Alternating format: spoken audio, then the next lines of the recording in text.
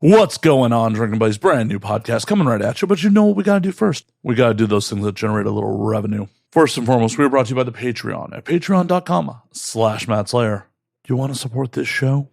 You can do it for less than $3 a month, less than the cost of a beer. And for just a little bit more, just a touch more, you can get some bonus content. You can get the episodes completely uncensored. For example, this episode has an uncensored version that is going on Patreon. So check that out today at patreon.com/MattSlayer. Once again, that is patreon.com/MattSlayer. We're also brought to you this week by our merch store at anwd.net/merch. You want an awesome hat, some rad shirts? Check out the merch store today. Got all sorts of awesome designs. So cover your shame in my wares at anwd.net/merch. It's that time of the year, y'all. The AVN fan votes have started. Go to avn.com/awards/voting/favorite adult podcast and vote for the show. Maybe we can bring home the gold this year. Wouldn't that be awesome, Drinking Buddies? You can vote daily. So go there. Cast a vote for Best Adult Podcast. Maybe throw some of the guests that you've enjoyed over the years a vote for the various categories they're up for. It would mean a hell of a lot to me, Drinking Buddies. And last, but certainly not least, besides voting, the other way you can support this show is subscribe to the YouTube channel at youtube.com/nowwedrink. Why wouldn't you want to watch the video versions anyways? The video versions are released a week after the audio version, except for the Patreon members, of course. So go to youtube.com/nowwedrink. Subscribe today. Costs you nothing but a couple seconds. The other very easy way to support this show. Signal boost. Tell your friends. Retweet stuff.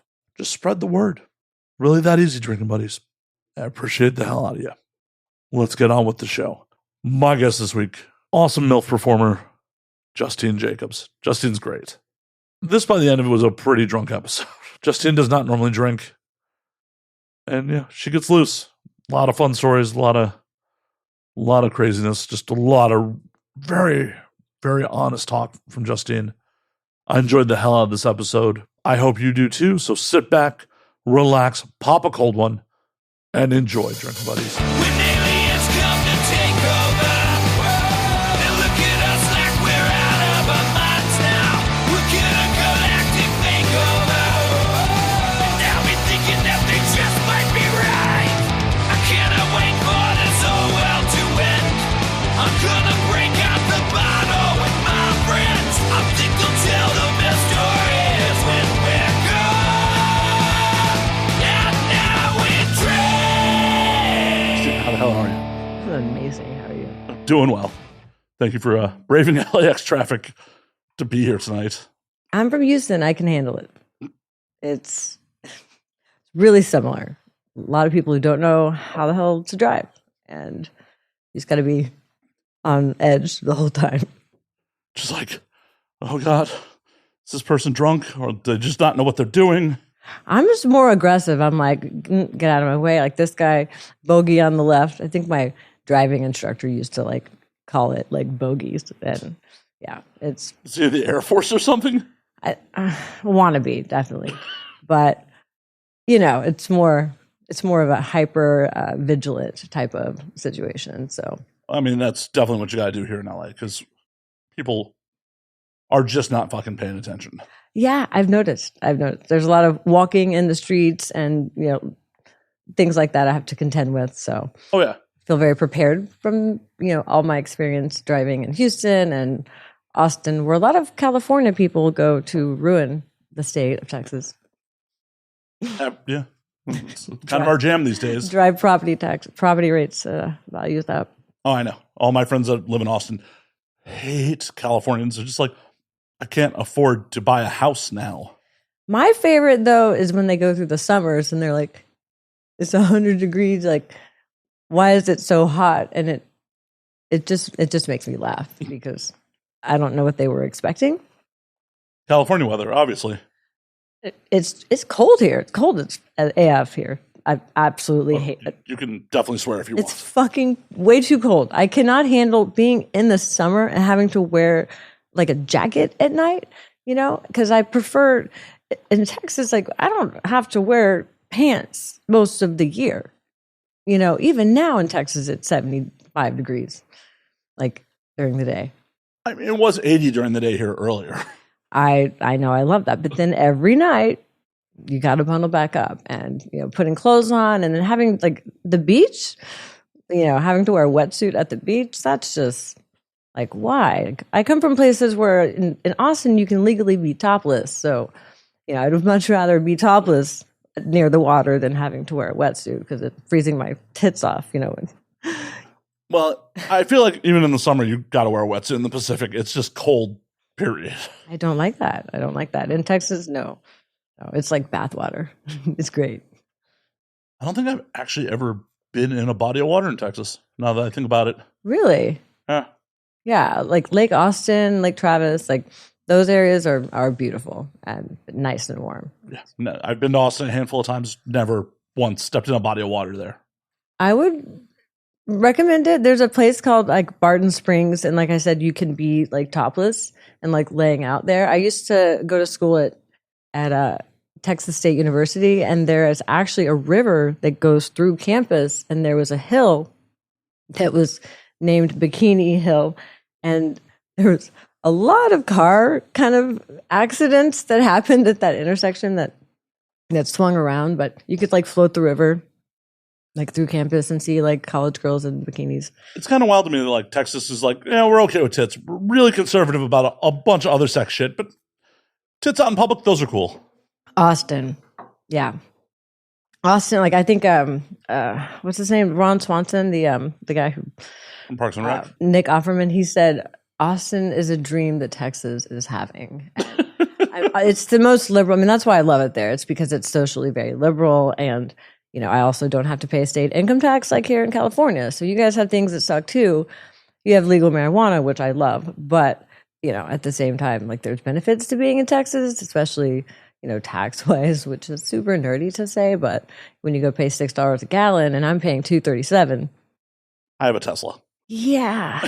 I tried to rent an electric car one time and I almost got in a fight with some other electric car driver because I had to drive, literally, it took me 5 hours between 2 days to find a spot. First of all, like you have to find an open one. You have to find one. I didn't have a Tesla. It was like some off-brand electric vehicle. I rented it on accident because it was the cheapest one. And trying to find a charging station that worked, that was open, that wasn't a slow charging station. I'd have to spend 14 hours at a Walgreens. Like I swore off like all electric because fuck that. I'm being dependent upon the electric grid, which is not dependable over here. I hear you guys have rolling blackouts. Like, Not in this part of town. I don't know.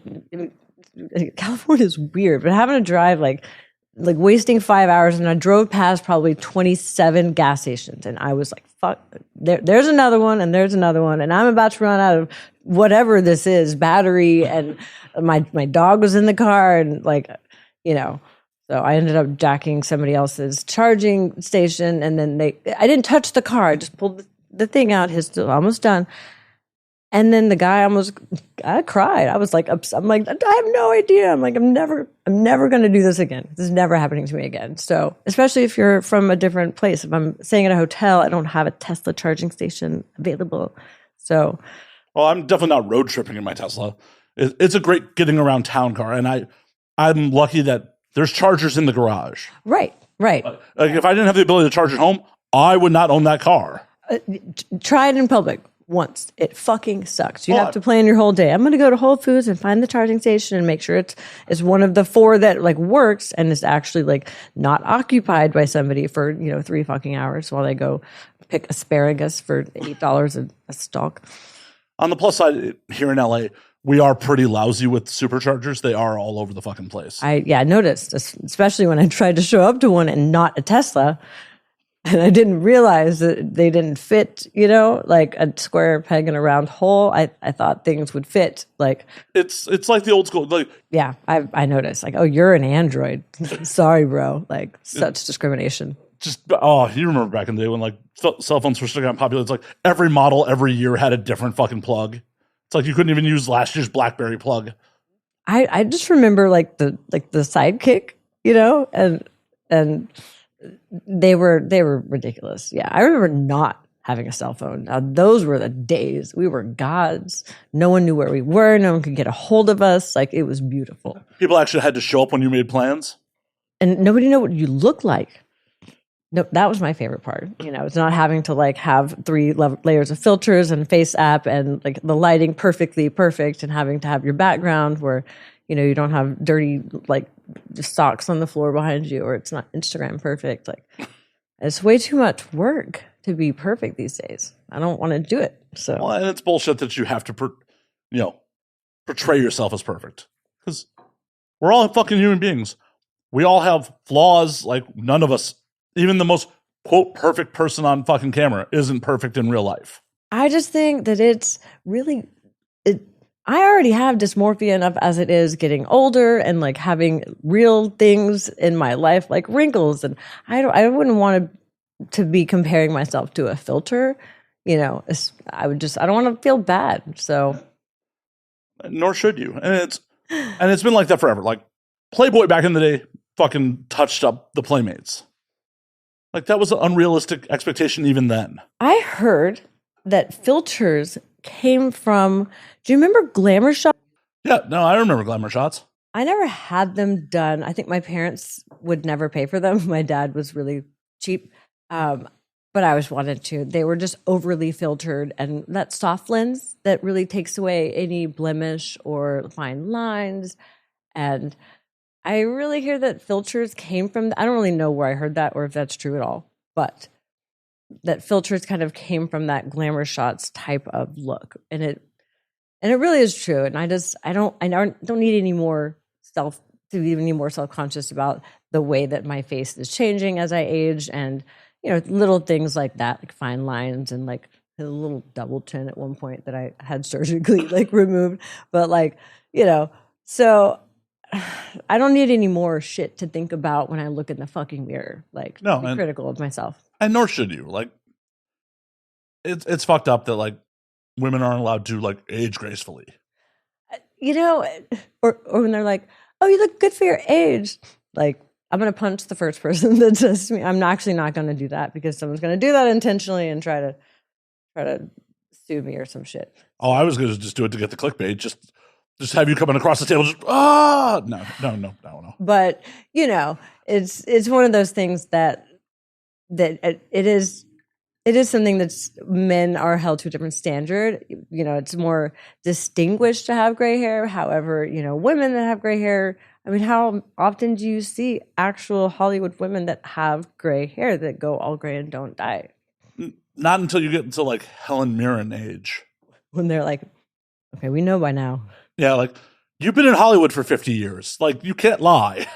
Right. I'm gonna try to see if I can weather this. I haven't like dyed, and I've got some gray hairs coming in, but I really don't want to. I don't really want to spend that much time in the salon with my head surrounded by a bunch of chemicals, and it's just a time suck. And it's one more thing. Also, I'm very lucky. My mom has red hair, and like her grays kind of look blonde reddish. So I'm kind of fortunate where they look pretty, but other things I'm more conscious about. But it's just, Martha Stewart was on the fucking cover of Sports Illustrated. Did you see that? Yeah, and it's crazy, but I'm skeptical that that's au naturel. She's fucking in her 80s, like 82, 80 fucking 2. I mean, that's 2 times. That's hashtag goals. I mean, I'm 41. In 40 years, if I can accomplish what she's accomplished, and if I can look that good, I think she said she got a spray tan. No doubt that it is filtered, but still. Just go to prison a little bit. Like, get that prison workout in. Oh, I've been to prison, like to visit. I would not go back. I hated it. It was. What were you doing in prison? I was visiting a family member, a brother of mine, and I got kicked out the first time. I wasn't allowed in because I was wearing shorts, and you're not allowed to do that. You have to wear pants. So I had to go to the dollar store and come back and wear pants, and because you're apparently surrounded by a bunch of murderers and rapists and armed robbers, but this is America, freedom of expression.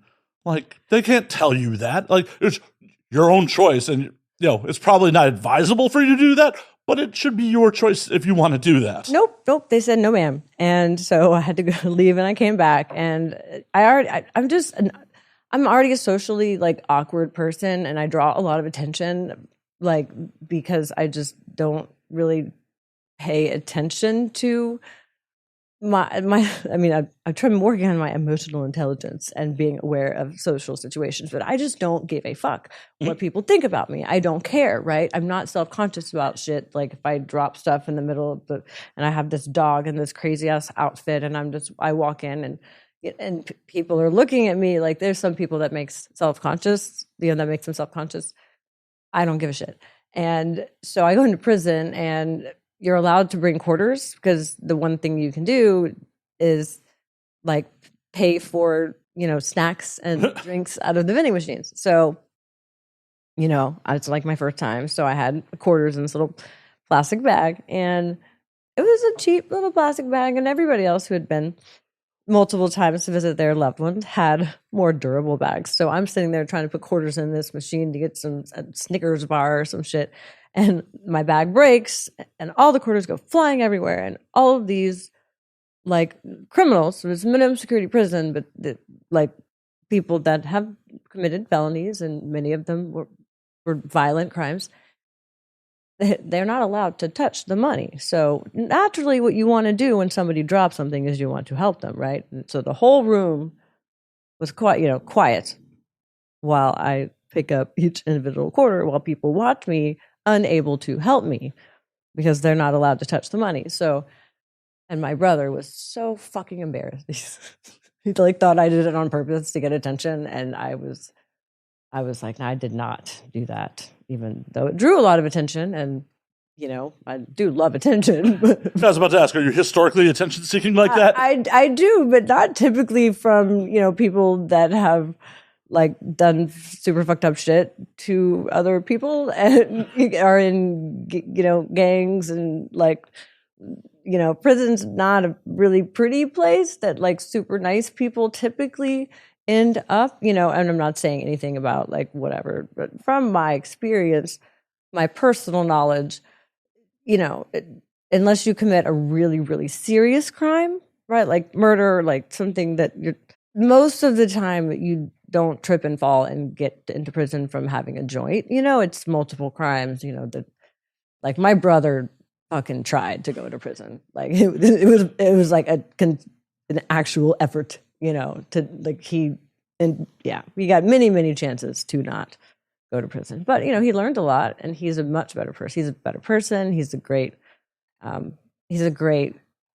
a lot from that experience. And I helped support him. My sister and I were really supportive, and I'd send him books all the time. Like he would like draw, and, he kind of used that time to really think about what he's done and be humble and learn some fucking humility. Like you learn some respect in there, and he's kind of using that to help other people now. Like he's in this sober house, and he has this roommate that,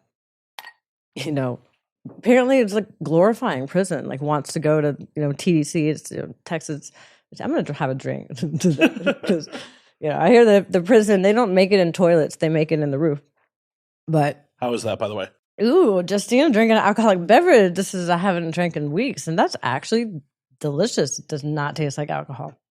It's probably going to take me 2 hours to finish, but that's fine. Like this is a self-service show. I made a drink for you. Drink as fast, as much as you want, as little as you want of it. Not here to be like, no, Justine, chug. I don't think you want to.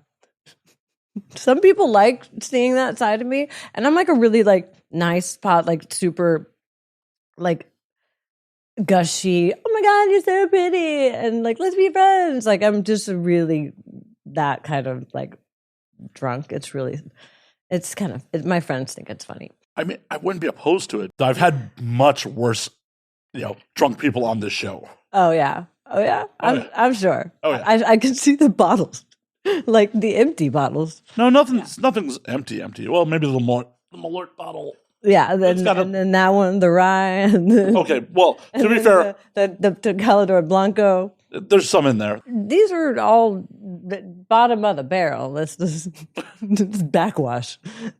No one's drinking out of the bottle. But there's just quite a few bottles. I think this is more bottle than has passed through my house in like 5 years. Well, to be fair, I asked people what they want to drink. You did. That was very gracious of you.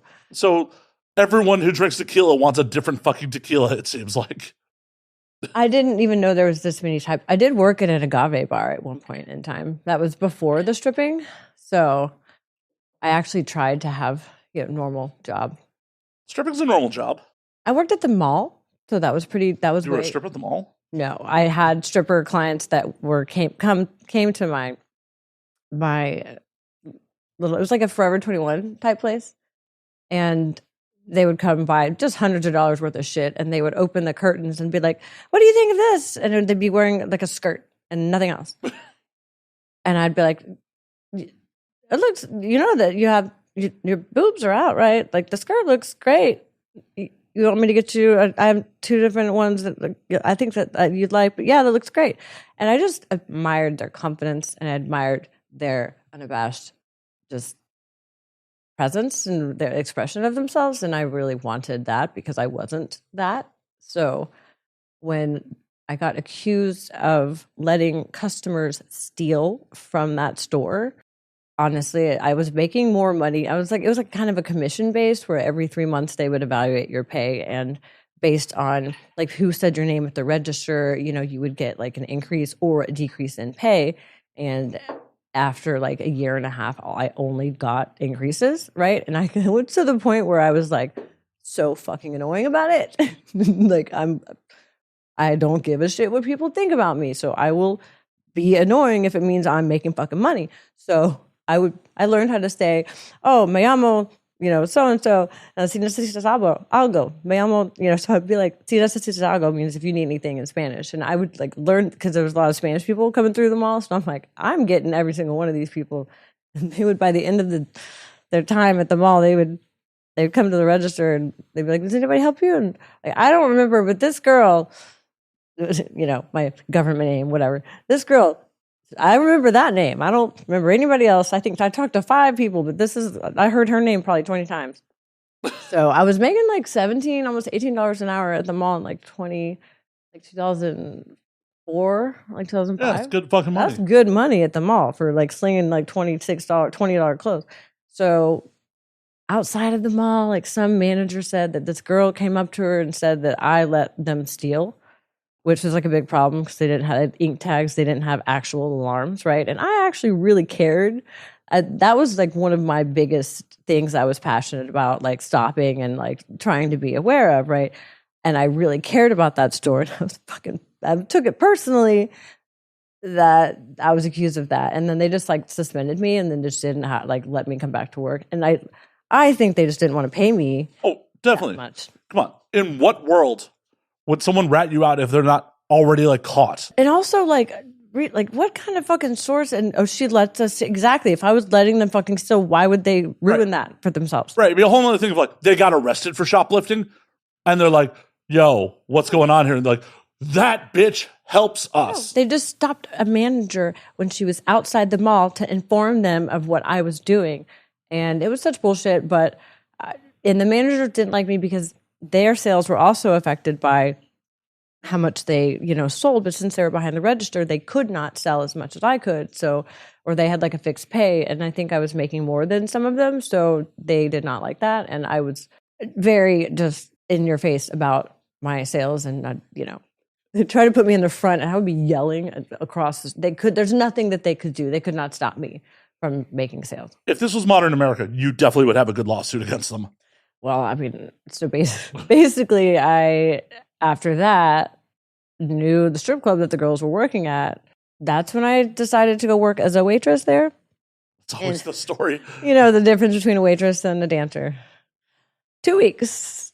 I lasted 3 months, but I did like these waitress dances where like they would give me like $100 and I would like do a dance or something. And I just really admired their confidence again, and I ended up doing that and just really, I was really good at the whole getting a dance from one guy. I was like not really good at getting a lot of money from one guy and sitting there the whole night because that got a little too intimate for me, I guess. And like you had to be good at talking and bluffing and to sit with one person for a long time. I don't have the patience for that shit. Well, and pretending that whatever bullshit they're telling you is interesting. Yeah, exactly. Or telling them about yourself and so Making up shit for your character. Right. You can't tell them the real shit. right. And I'm a student. Yeah. I'm a student. Of course I'm single.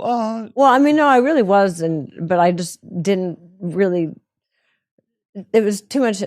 I didn't want to do that. So what I preferred doing, especially because I was really into fitness, was I liked giving dances to everybody and just making that $20. If you take 1 hour, you can probably get about 8 to 10 dances in an hour if you're dancing for everyone, and then. That's $200 an hour if you're going. Plus tips. I should have been smarter about like upselling it, but honestly, like it's more just like the $20 bill was really easy to take from them, and if 25 or 30, I was really into getting those dances really quick. So what kind of club was this? A full nude, topless, like just topless. So okay. Yeah, the full nude thing creeped me out. So I wore I wore that little like regulation thong, but then I also wore like boy shorts on top of that because I didn't want people having access to that close of like me naked. Trying to digitally insert something. Or pulling stuff. They like to pull things, like away from your body. So yeah. I don't like hands. I got really good at like holding their hands and kind of deflecting from people that wanted to touch me and just being like, I got this, babe.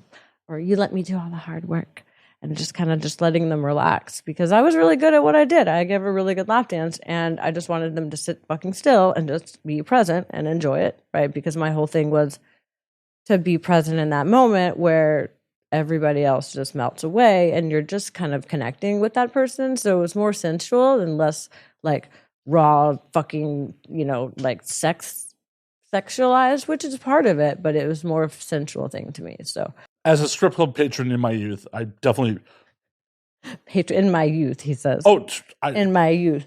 No, as I've worked in them over the years, I will not step foot in a club unless I'm being paid to be there these days. Yes, that's the appeal of these, especially because I know I give a better dance than a lot of girls. So I don't hate to say that. I don't mean that in a bad way. It was just something I was specialized at. Right, I've gotten dances from girls where I'm just like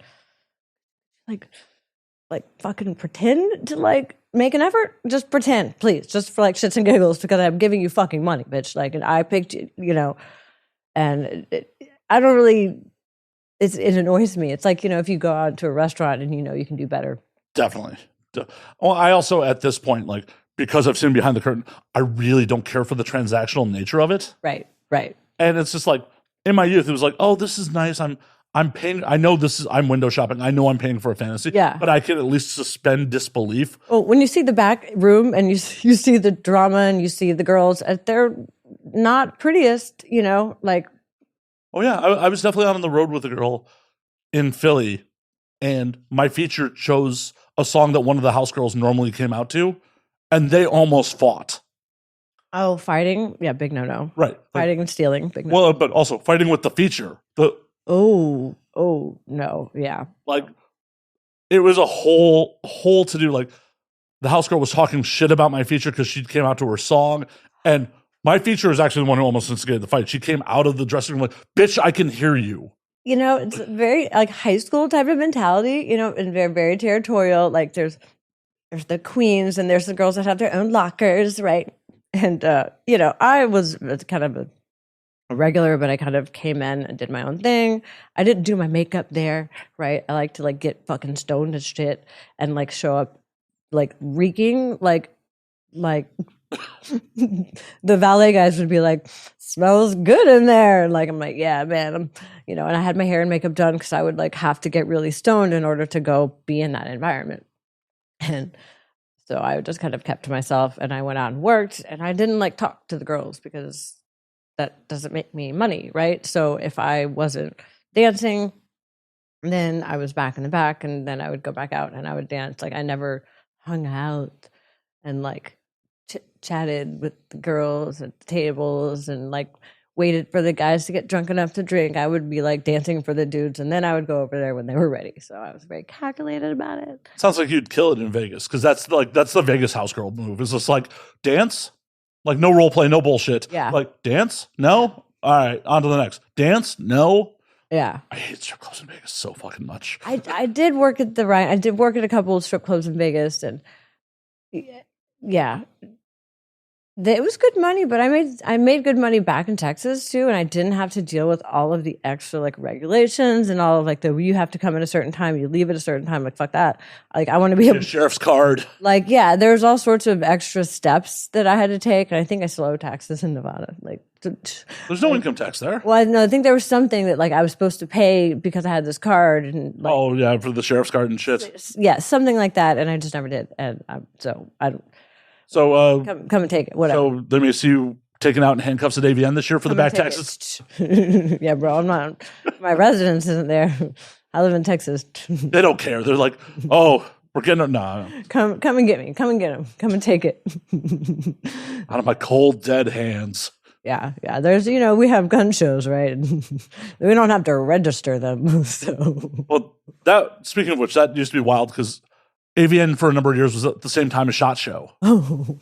So it was some weird crowds at the bar. There was this time in Austin that the bikers, there's a rot rally where the bikers would come out. And it was like also at the same weekend, like where there was some gay pride shit, So, but surprisingly, like they were all like really would, get along quite well. So it was a pretty cool environment. Just those bikers, man, they should wear sunscreen because that's some thick skin.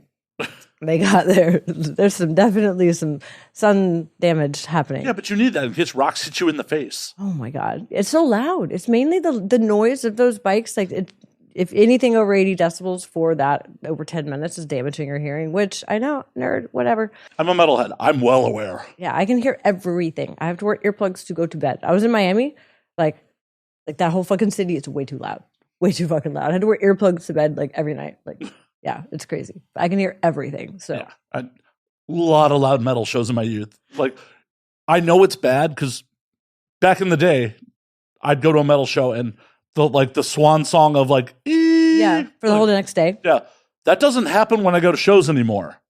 I still wear earplugs going to. I literally have earplugs in my purse right now, just when I go to like loud places. I'm surprised you're not wearing them right now. I know it's actually quite loud. My headphones. I was just thinking that. Oh, it's funny, but I'm not complaining. But I can turn them down. But it's fine. No, it's you're fine.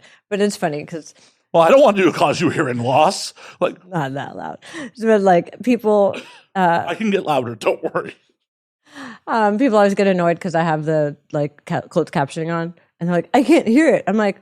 And then they'll play it at their volume. And I'm like, it's too fucking loud. It's too loud. And you're talking to me. And you're like, everything's screaming. And then I play it at my volume. And they're like, I can't fucking hear it. I'm like, read. There's a closed captioning. Read. Whoa, you hang out with people that can read?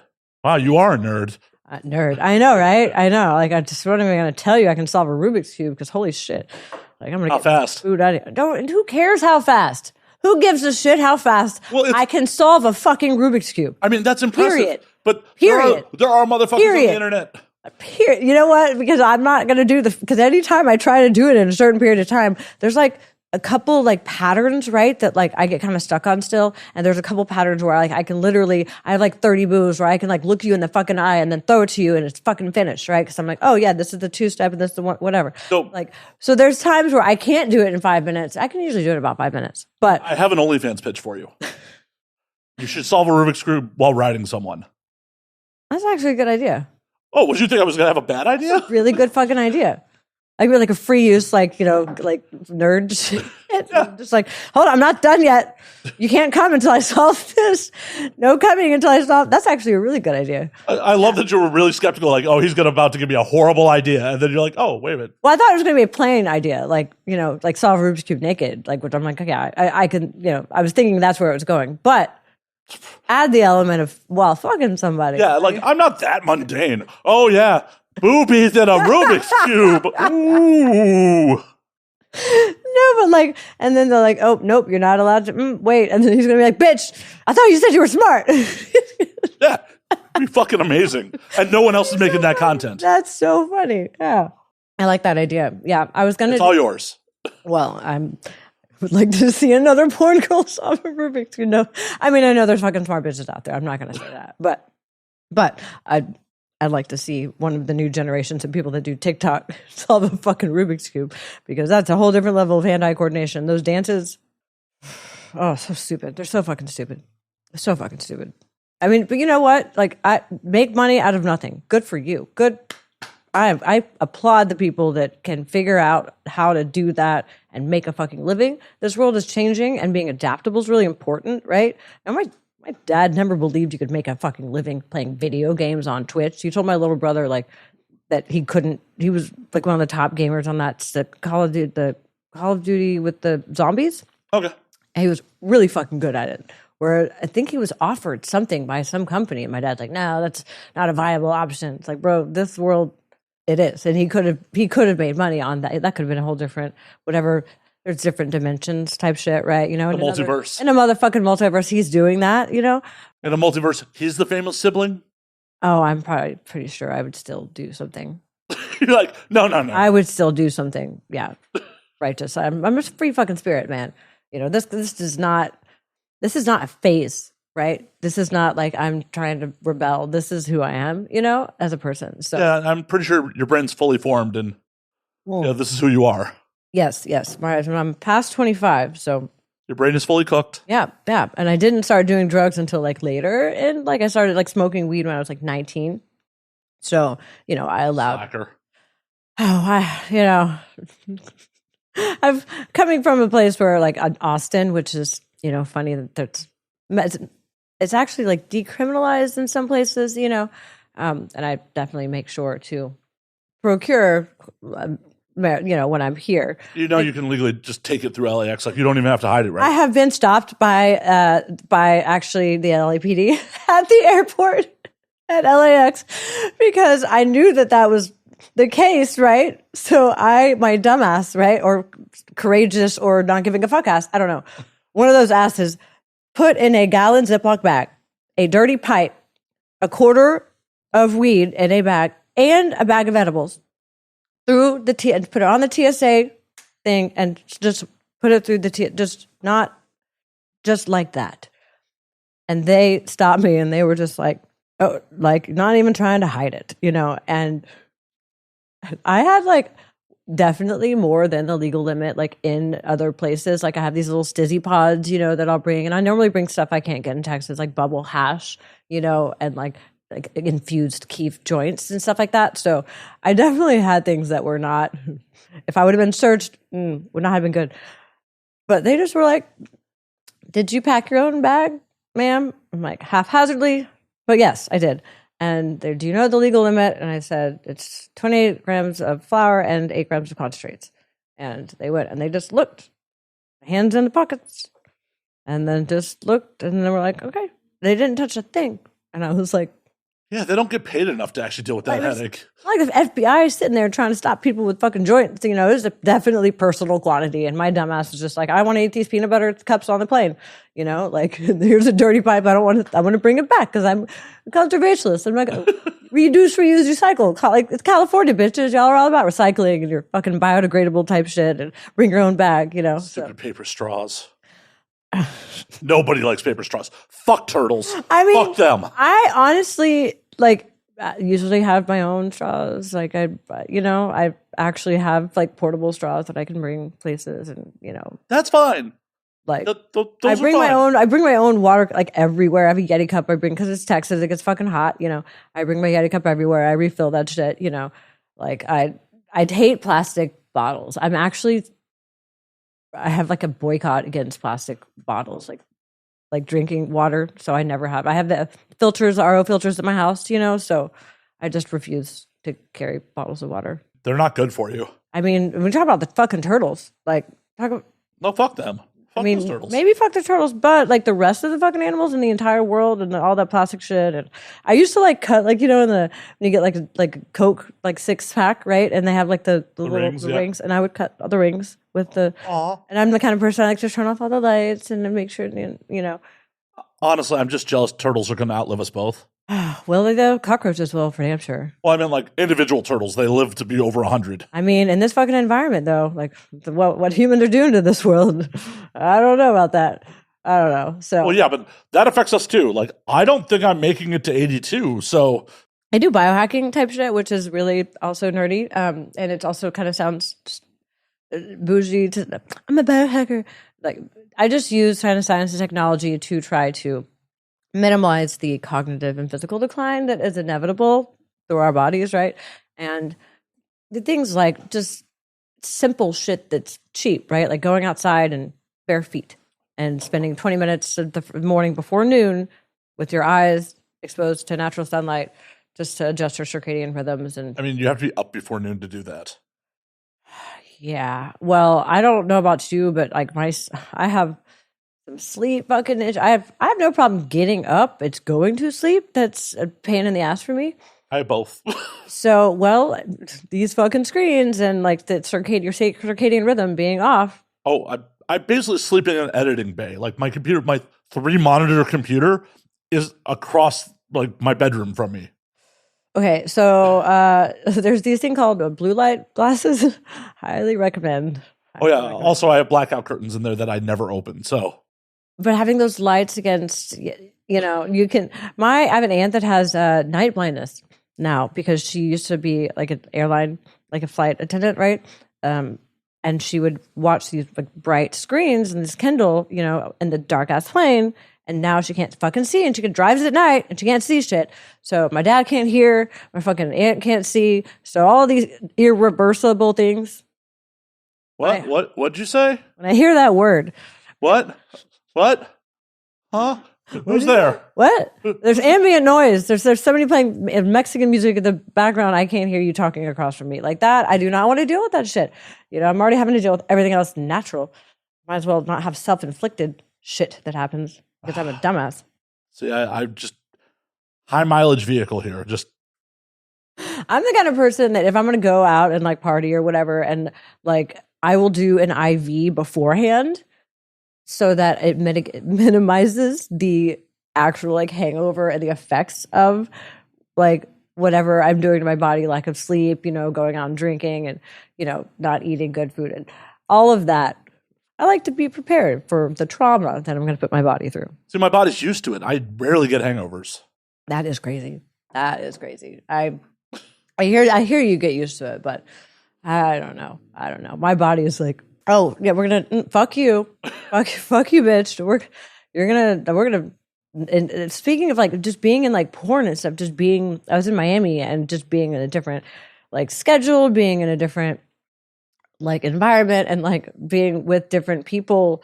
Like just it affected my microbiome. It affects my body and like just the schedule and the anxiety of not knowing until the night before at 6 p.m. Sometimes 8 p.m. What time? If I was going to work the next day and where? Like that type of shit like gives me so much anxiety. I have like ADD and I have a really hard time like being places on time and going to sleep. I need to know if I'm going to have to be on like set at 8 a.m. or 4:30 p.m. And like they're just like, oh, well, we send you the information as soon as we know. And then like at 8 o'clock at night, I'm like, yo, I haven't gotten my call time. Like, oh yeah, you're not working tomorrow. Cool. Deep breath. Nothing like being on a business trip and not working. Woosha, which was cool because it was Halloween, right? And I didn't want to work the next day, but still, bro, tell me. And then like I'd be like, hey, what time am I working? Like, we tell you. And then I'd get like kind of, they'd be irritated at me for like following up with that. I'm like, please don't be irritated at me when I'm sitting here like on the couch. Like, do I need to be getting ready for bed by 8 o'clock? Or can I like stay up and do a few things? You know what I mean? So for me, that caused a level of anxiety. And then I think being with people that you're around, that like when you kiss and you swap fluids, you know, you're intermixing your chemistry, your biology, you know, and not everybody takes care of themselves. I'm right here. Jeez. Same way. Justine, I'm right here. Jeez. No, I'm not.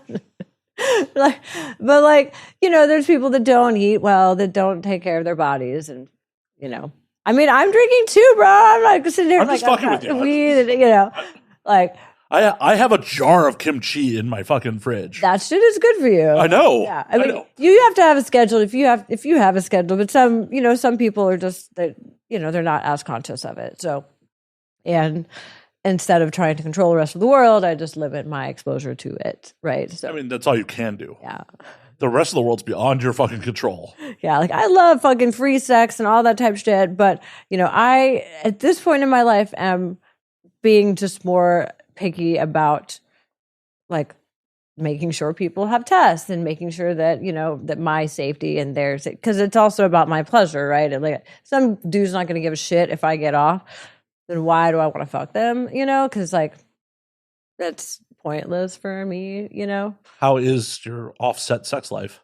Right now it's not as often as I would like. Also because I just broke up with my ex, and that was a 7-year relationship that I was faithful in the whole entire time and only was with other females. And when I wanted to be with another male to make content, I let him know ahead of time. Right. That's not cheating. No, I told him what I was going to do and when and with who, and I told him to leave. Was he initially okay with it, or? Yeah, I didn't ask for his permission, I asked for support, and he tried to be supportive, but he never really was supportive, in all honesty, of the whole thing, the whole life. And so we wanted different things in the end, and I think that just kind of came out. And I still care about him and love him and always want to be, we're always going to like be friends, because like you don't spend 7 years with somebody and not like to have something there, right? So yeah, sometimes it's a lot of trauma. I'm not talking about your situation. I'm just talking about that's for sure. I mean, there's a lot of things that like at some point you become resentful. I highly recommend doing couples therapy before you get to a point where you feel like you need it, because you need to be able to communicate things and talk to each other. And if that doesn't happen from the front end, and for whatever reason, me in particular, I was not in a good place. So the red flags of him feeling like his job was to make me happy, huge red flag, because that's not your fucking job, bro. I don't even know how to make myself happy. Well, yeah, like. So how the fuck are you supposed to? In theory, we're supposed to be awesome, like together, not complete each other. Yeah, just be the best version of yourself and be supportive. See, I kind of disagree with you on the couples therapy front, just because unless you have children or property together, like if it's going to be a big problem, you should just go your separate ways. Well, I just think if you want it to work, and honestly, I did couples therapy that helped me, period, even though the relationship didn't work out. I am a better person for it. I'm a better listener, which was really still not very good at it, but much better. Much better, which is saying a lot. And there's other things that I've learned about myself, how to hold space for somebody and not bring myself into it when I'm being talked, even when someone's talking to me about me, it's not always about me. Oh, definitely not. So to learn how to not take these things personally, especially like as I get bigger and as I get more, just you find more haters, and more people that talk shit about you. And, you just have to be really okay with yourself at the end of the day, because if you're not okay with yourself, then you're going to take these things personally and let them really get to you. And really, if people have done some fucked up shit to me, that type shit that people hurt themselves over, like the bullying, ganging up on me, and like online or okay. So HSV2, herpes, right? I have herpes. What a big fucking deal. Nobody gives a shit. Had it for a long time, responsible with it. And it only really has an effect if I'm like super stressed out, don't take medicine for it, whatever. So I had this conversation with these people at this content thing. I was like, I'm not making content because I didn't have my medicine and I have an outbreak right now, and it's the responsible thing to do. Right. So I have a biochemistry degree. I know everything there is to know about this fucking virus, right? I know where it's stored. I know how it spreads. I know it's at the lower ganglia, the basal ganglia of your spine. I know what asymptomatic virus shedding is. I have a biochemistry degree and a biology minor. If they wanted to know anything about this disease, they could have asked me. One person did. The other people talk shit about me behind my back. Like, oh my God, I sat on a toilet seat next to Justine. Am I going to get herpes? And I know for a fact that the girl whose house this happened at has herpes and has lied about it on tests on STDs. She's like had STD tests. Like, yeah, but that's not part of the standard panel anyways. Oh, shit. That shows you these girls are ignorant. Well, yeah. They're not even in the fucking industry. They do OnlyFans, right? So they don't know shit. And it's like, they don't even test for that shit. So they're sitting there emailing fucking Lena the Plug Talk. They're emailing Bang.com. They're emailing a porn star I work with, like subscribing to his OnlyFans and tipping him and saying, Justine has herpes.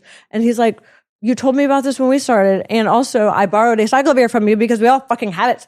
Nobody gives a shit, you know, Right. as long as you don't have an active outbreak, they're like, do you have an active outbreak? I'm like, I did back, you know, Cinco de Mayo of last year when they had this issue happen. And like, also, it's one of those things that like, I don't care if people know. I just like tell them sometimes to like see what they do with the information. Well, and the fucked up part about it is like, it didn't even really have the stigma it has now until the pharmaceutical companies started pushing it in the 70s. It's not deadly if you think about it. Like one of the reasons they don't test for it is because it's a waste of money. It doesn't kill you, right? Like things like, you know, gonorrhea and chlamydia will actually attack the brainstem and kill you. Syphilis is real bad. Syphilis will melt your face and then kill you. I mean, if it's something that's just an annoyance, right? It's just a fucking minor annoyance. That's why there's no cure for it, because no drug company is going to invest the money in research and curing just a nuisance. Well, no, that's why they came up with the money for Valtrex to fucking suppress it. It's a viral suppression. Because they can fucking sell that to you forever. Yep. Thanks, pharmaceutical companies. Lysine helps also. But for me, I have a typically more virulent strain. So some people have a strain of herpes that never fucking shows up.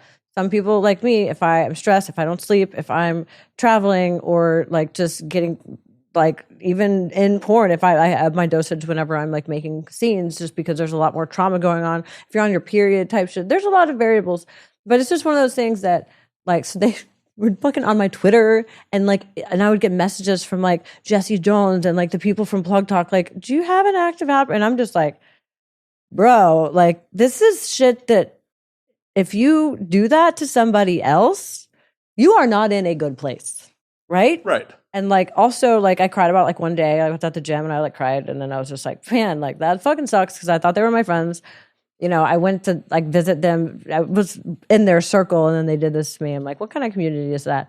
But that's the type of things that people kill themselves over. No shit. Like this is how people feel, and I'm not like saying this lightly.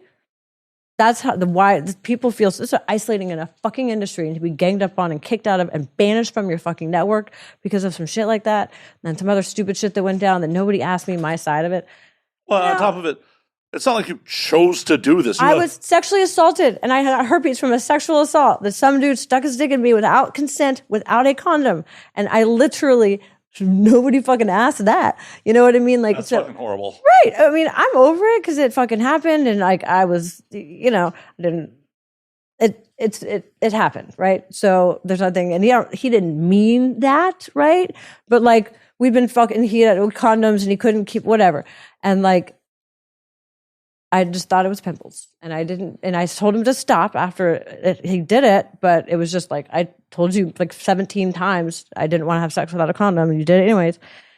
So, and that was fucking, you know, the first I was 24, 25, you know what I mean? That happened. So like, I've dealt with it, but like to do something like that to somebody that like, it's not a cool thing to do. You're not coming from a good place. It's coming from a place of resentment, of fear, and of insecurity. So it's kind of like means that I got something that, you know, that's threatening people enough to try to sabotage me. Well, and you know, I'm definitely not defending their actions. I mean, it also could be coming from a misguided place of like they think they're protecting the community. No, they're not. No. Okay. No, it was not about that, because one of the girls has herpes, and she got mad because I called her out in front of people. They're like, "Oh, you have herpes?" I'm like, "Yeah, so does so and so." Well, and that's one of the things. Like they got mad about it, and like there's been people know, and also like she's been caught like trying to send like have her brother Photoshop, like because when they make content they still test for it because they don't know, and the gold standard panel is not included, right? Right.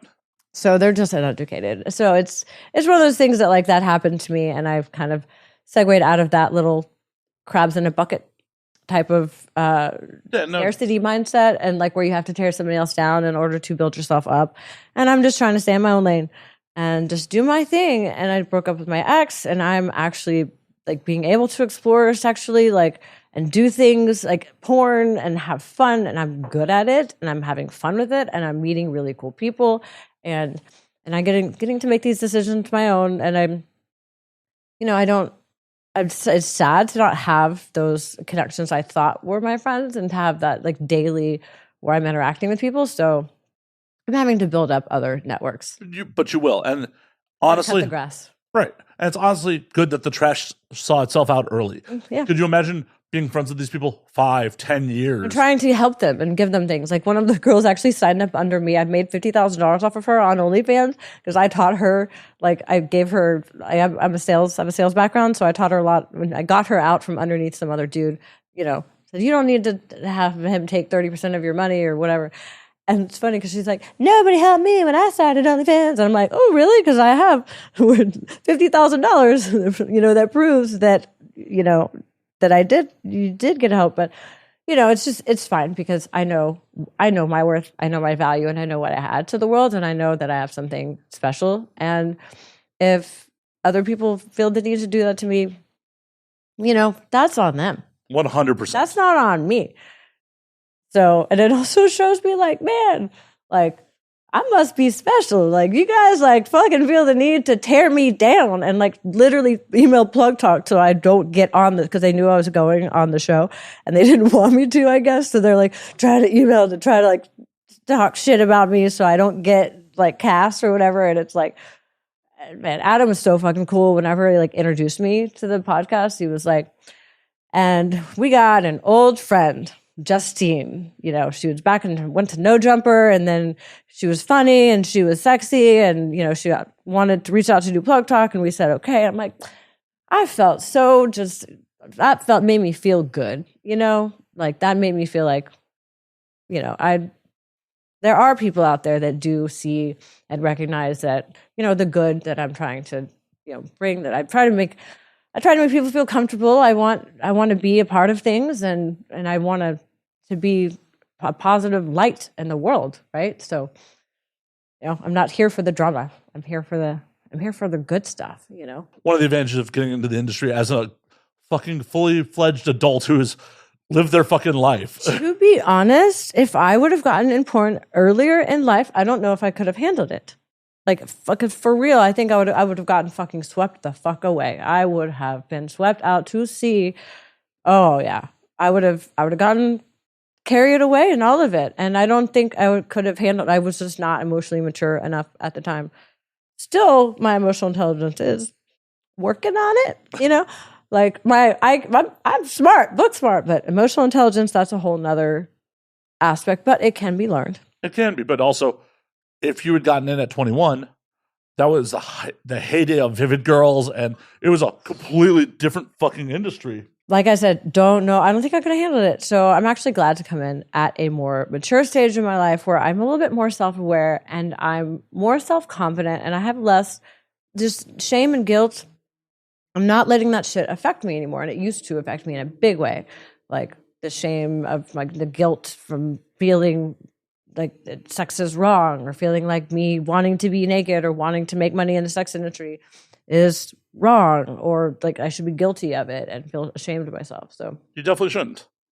I'm not doing anything wrong. No. In my opinion. I mean, there's lounge and there's boundaries and there's things, you know, but at the same time, I still think there's other people out there that are doing things that they think are normal, things that they think that they should be doing, and repressing parts of themselves, and that comes out in really fucked up ways. Oh, 100%.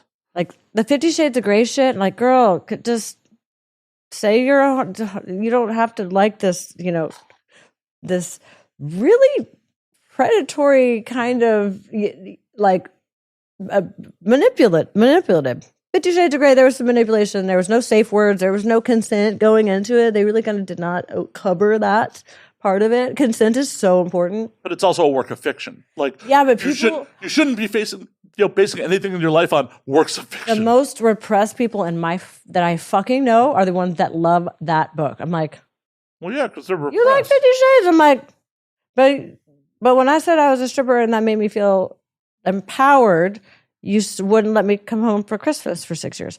Like, fuck you. So, Because that's real. That's not a work of fiction. And people have problems like, oh, there's plenty of people who are like, I love violence on film because it's not real. But if real violence happened, they want no part of that. And I feel like sex is like that for people too. It's just like, oh, it's okay when it's not real. everything is about sex except for sex. Sex itself is not about sex typically. It's about like power. It's about, something valid, a lot of validation and shit, which is why I enjoy what I do. And when I'm like, even when I'm, when I'm on set or when I'm at a scene, I'm present. I'm here. I'm here for it. We're a fucking team, and I let them know like that, we're like, I'm here for you. I'm here to explore and to learn and to connect and to have this experience with this individual that I trust. I feel safe in this environment.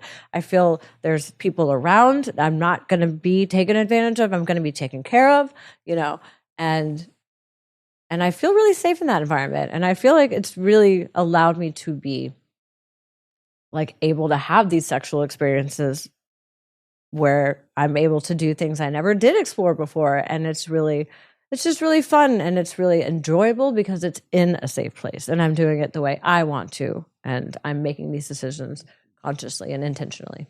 That's awesome. And I'm buzzed. It's a fucking drink. I poured light. I told you, I don't fucking drink like very often, bro. Oh, thank you for drinking with me. Thank you. Yeah. I'm glad I mixed it well where it didn't taste like alcohol for you. I know. Second one, yeah.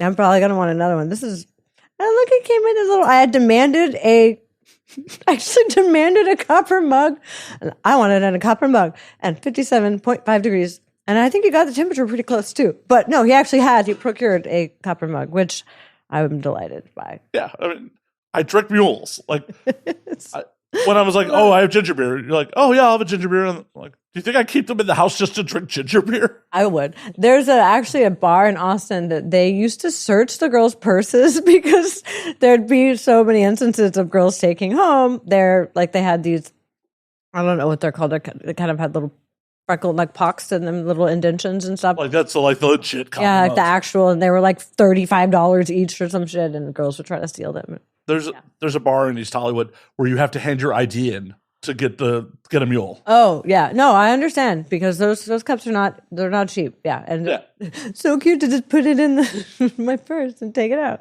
Yeah, I would never do that. I'm gonna watch you. Where's your purse? No. Jordan Peele, he has the food, like the fast food club or some shit where he'll go and he'll find people that like ask for the breadboard at Olive Garden or something like $8, and he'll go just like, is it real? Is it real? Get closer. Let's talk about this. I went to Olive Garden. It's so funny. He'll try to like do things like get the skillet at like Chili's. Is it Chili's? Yeah, that has a little skillet? Can I have the skillet, please? Yeah, it cracks me up. So I don't know where that came from. Roll into a kitchen. I'd be like, yo, bro, can I pay for one of these? I would do that. Yeah, I would totally do that. I mean, some places do sell them. You never know. What's going to happen. What's the worst they could say? No. So I'm the kind of person, I don't mind being told no. That one came from a bar where my friend was quitting like the next day. She's like, just keep it. Oh, the truth comes out. I mean, I wasn't lying about it. So a 5-finger discount. So you don't mind passing it along, pay it forward. I do. I really do, actually. That bar doesn't exist anymore. I don't think I could fit one more thing in my luggage already. I'd already have enough shit. You're like, I gotta keep space for weed. No lie, actually. Yeah, but the dog food I spend is gonna weigh itself out. I'm good because I get up to 70 pounds, so that's good. Yeah, status. I know. I fly a lot, so that's what I'm not gonna drive. I fly, so and nonstop. You have to go nonstop, especially from Texas. You're kind of in the middle of everywhere, which is nice. See, I was such a crazy person about getting my status and my miles. I would take layovers just to get more miles.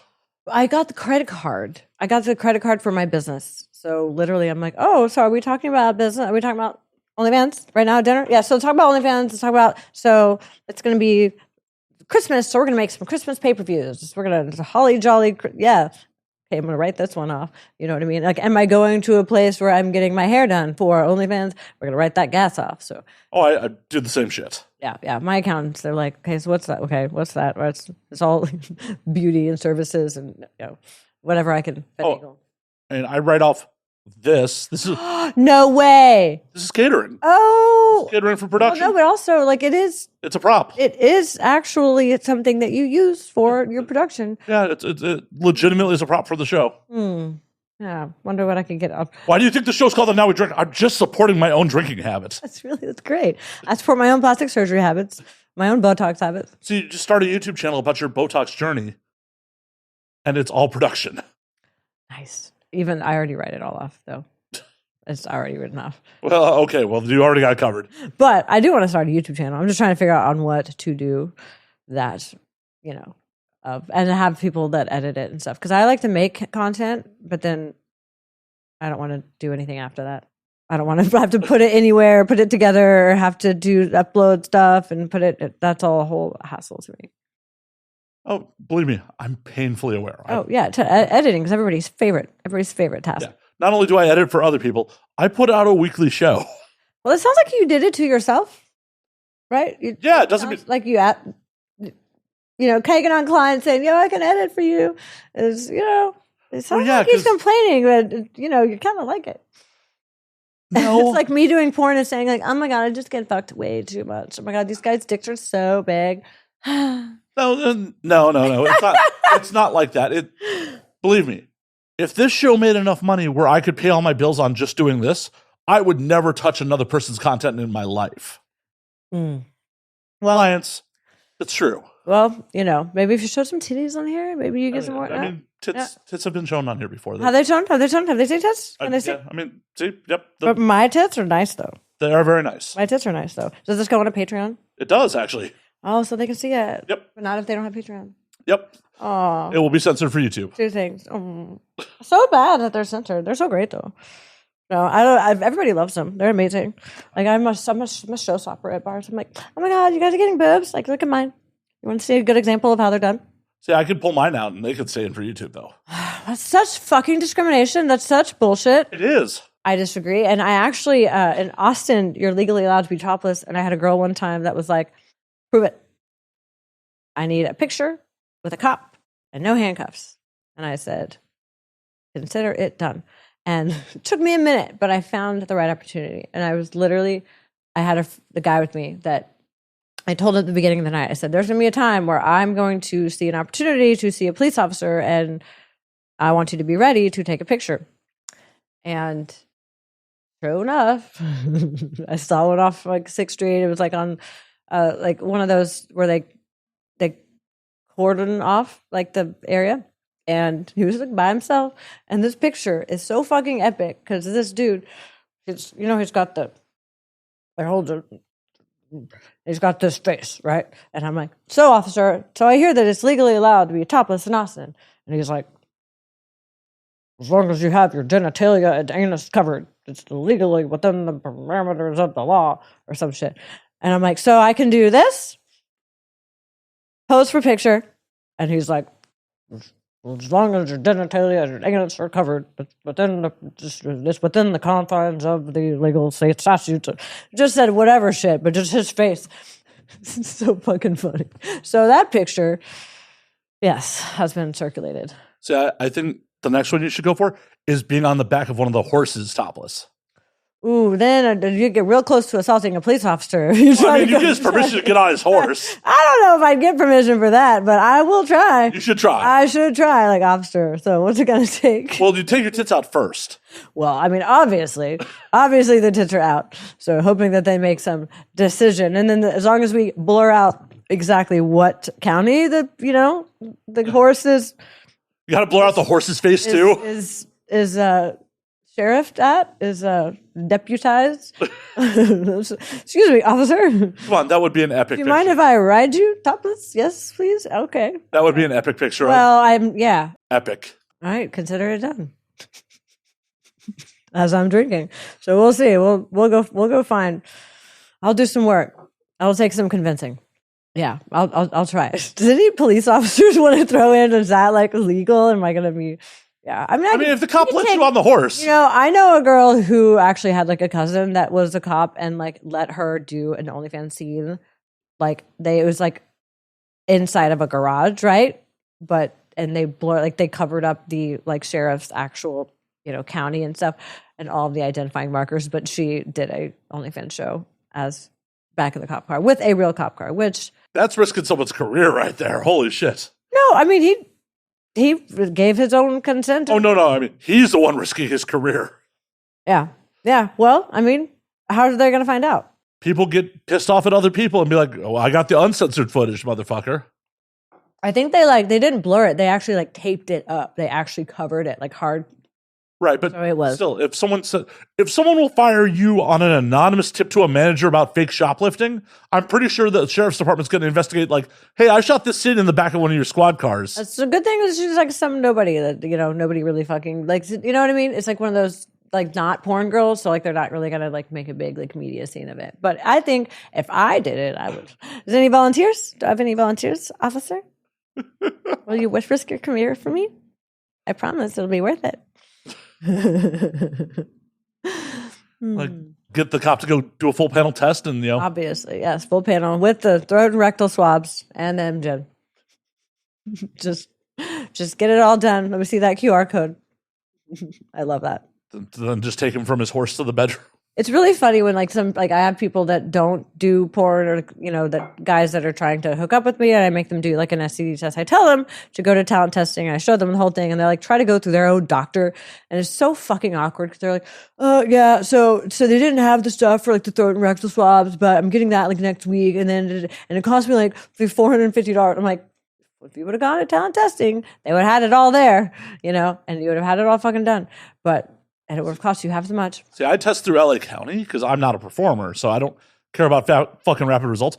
I test for free at LA County. The only shit part is if I want to get retested, unless I was actually like came back with something, they won't retest me anytime soon.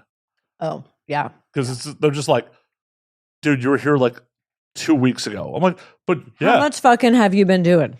Yeah. Basically. Well, how many dudes have you had up your ass? Well, officer. Well, I don't know. There's this night. There was a bunch of tequila. Literally, I got chlamydia. He didn't deny it. He was not denying it. Oh. Sorry. I got chlamydia? Wait, we interrupted that sentence. Keep going. My sorry. But I got chlamydia in 2015, and got diagnosed from LA County. They gave me the antibiotics. I fucking did the round of antibiotics. And I'm like, okay, I'd like to retest. They're like, we gave you the antibiotics. You can just assume you're good. Right, you're good to go. I'm like, you're good. You didn't have any sort of super chlamydia or anything. You finished your antibiotics, right? You didn't save any for later for your Yeah. Don't save them for later, guys. Do the full round. We don't want to create super chlamydia. Okay. Right. But it was just like, but I would like to retest. Yeah. Yeah. And they were just like, no. So I rolled up to TTS and did a gold panel. Yeah. No, it's nice. I like having the gold panel, and it also shows that you're educated and that you are aware of the protocols. Whereas, all these dudes are like, oh yeah, I want to make some content, and okay, first of all, do you know how to do that? Because I was already with a dude for 7 years who did not know how to help with production, and it was a pain in the fucking ass. And I had to always edit all the videos. I had to always do everything, make the GIFs, make the trailers. I think he edited one video one time, and he literally never stopped talking about it. He's like, I edited that one video. He couldn't even upload it because he had such shitty Wi-Fi. I still don't have that video because he couldn't upload it to he only could upload it to OnlyFans. But I'm like, bro, I want a copy for my Dropbox. Wait, you were involved with the guy for 7 years and you couldn't get a file from him? Yeah. So as we broke up and I'm going through all this shit, that's now my responsibility. That's on my shoulders. I'm like, there's a house that was in his name that he literally has absolved himself of responsibility. I'm selling it. So I'm keeping the proceeds from that fucking sale as I've had to deal with the financial responsibility of hasn't been making money as a rental property. So I've had to pay out of my own pocket. He hasn't even dealt with it. So I'm keeping that $200K. Thanks. Do it. Yeah. No, I actually invested in the real estate market back in 2019, 2021, back before it blew up. And I got really fortunate because I was making a lot of money on OnlyFans, and then I just bought houses and real estate and stocks and other investments as well. So I'm able to kind of I have equity now, so I'm able to take that in. And dude, she's single. Currently not looking, but but when I will be looking, I don't know when this episode is going to air. So In a couple weeks, she may be like, better yeah. have some good credit, bro, because that's the first thing. I'm not what's in your bank account. What's your credit score? Do you own anything? Do you lease everything? Type shit.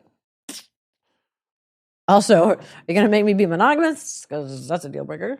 Is it a deal breaker if it's monogamous off camera?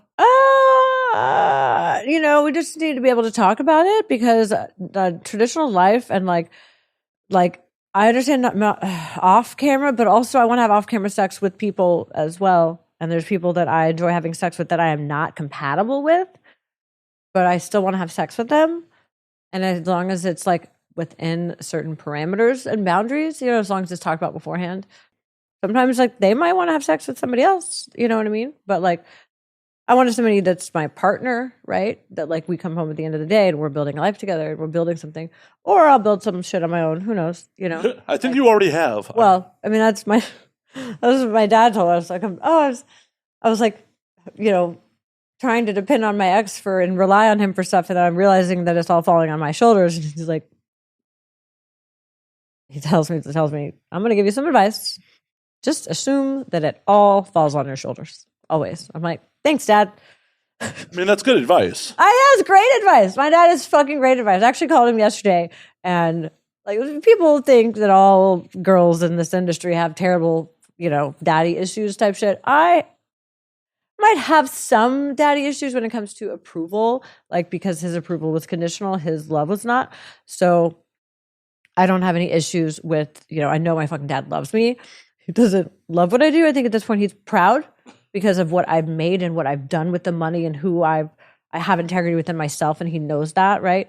And I think he knows that I'm a smart person and that I'm doing this in an intelligent and safe way. He doesn't love, and we don't talk about it, but he's like, I don't know what your financial situation is. I'm like, so I've got this house, I'm trying to sell this, so what should I do? And he's got great fucking advice, man. And every time I'm at this fork in the road, I don't have this ex-boyfriend who was giving me like his opinion on what he wanted to do, but never like his, like what we should do for our retirement and what's smart to do. None of that. That was all on me.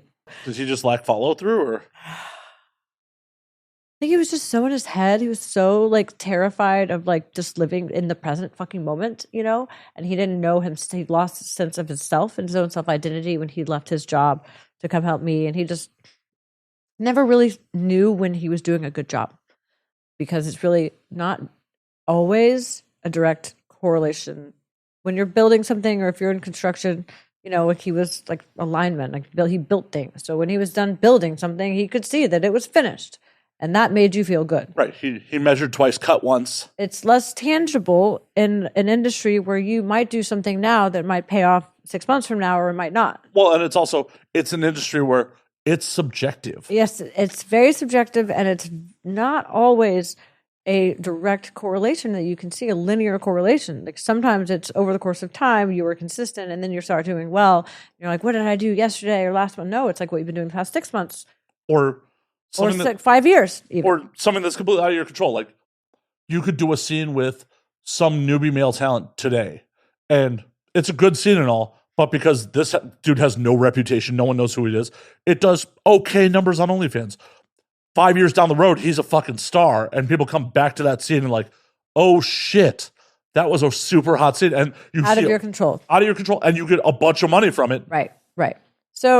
So really, that was hard for him, and it was hard for him to have a sense of identity when he did not feel good about what he was doing, and his job was to make me happy, right? That's what he thought his job was. And when I wasn't happy, he was, well, why are you upset with me? Sometimes I just want him upset, just period. Sometimes I'm pissed off at myself because I can't be on time anymore. You know what I mean? Like there's reasons that don't have anything to do with you. So that was part of it. But really, it's the self-confidence thing. Just be secure in yourself, and so we separated, and now I'm able to make decisions based on what I want and based on wherever the wind blows me. And I'm a pretty fucking free spirit. Like I'll try new things and go different places, and Hell, you almost showed up to the show in Miami. I did. Like, Where are you located in Miami? Oh, on the date. Oh my God. Yeah. I mean, with this industry, I don't know, man. Like they send me these call times and they're like, yo, and you're going to be in LA this day. And then like, they're going to be in Vegas this day. I'm like, how am I going to get to Vegas? I'm going to be in LA. Like what? They're like, oh yeah, the shoot's in Vegas.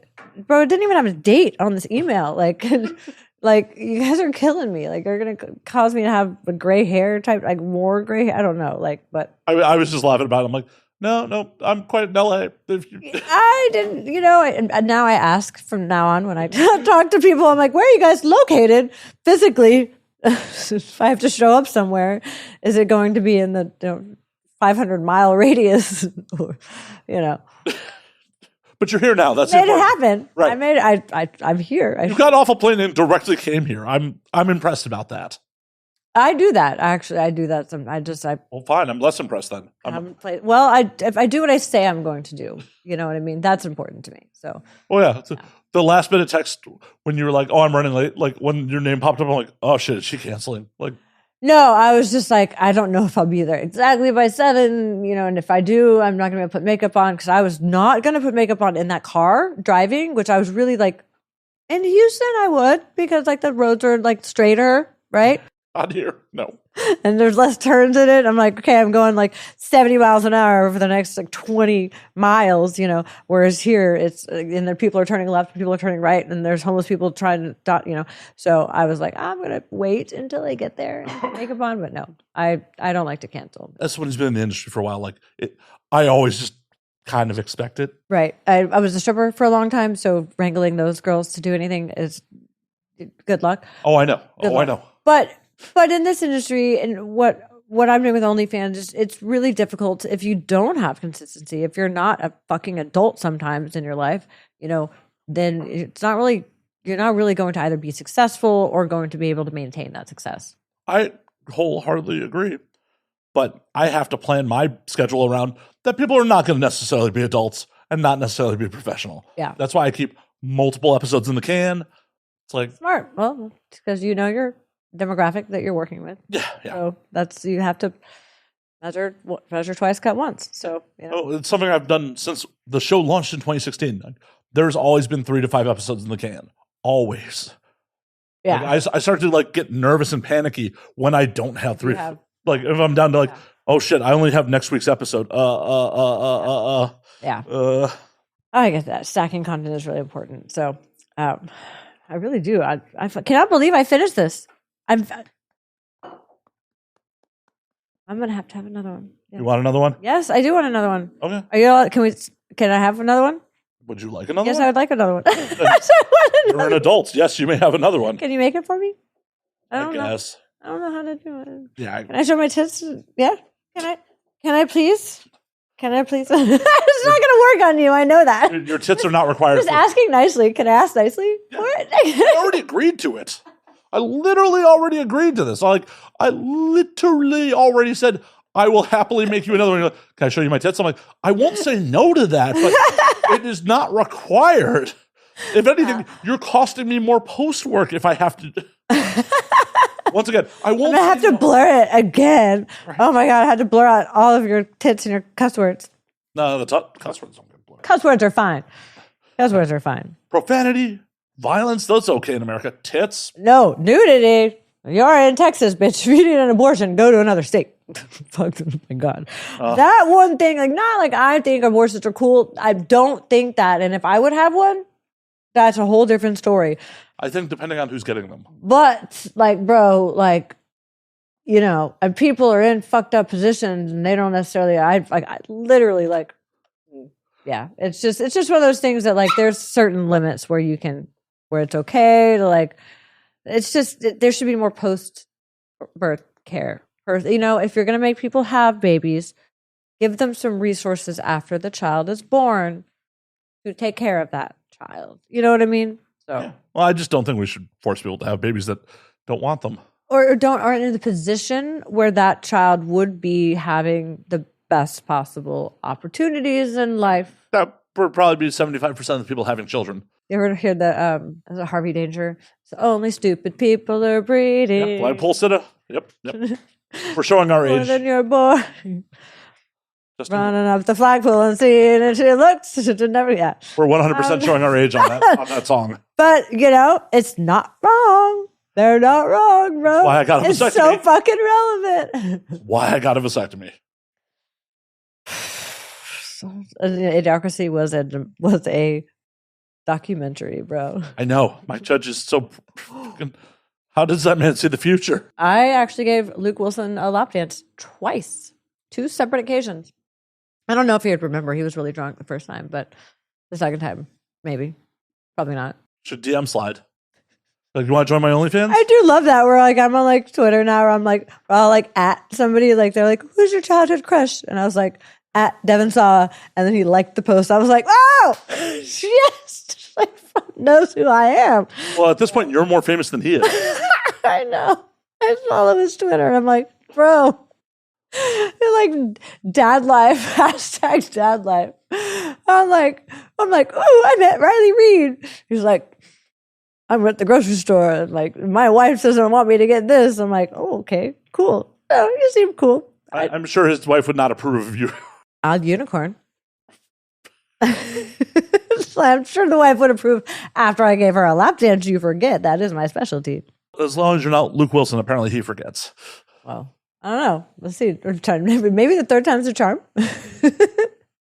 Should I mention, Luke, you want a third one? I should. Actually, at this point, what has he done lately? I don't know, man. There's not a whole lot. Well, he did roadies a couple years ago.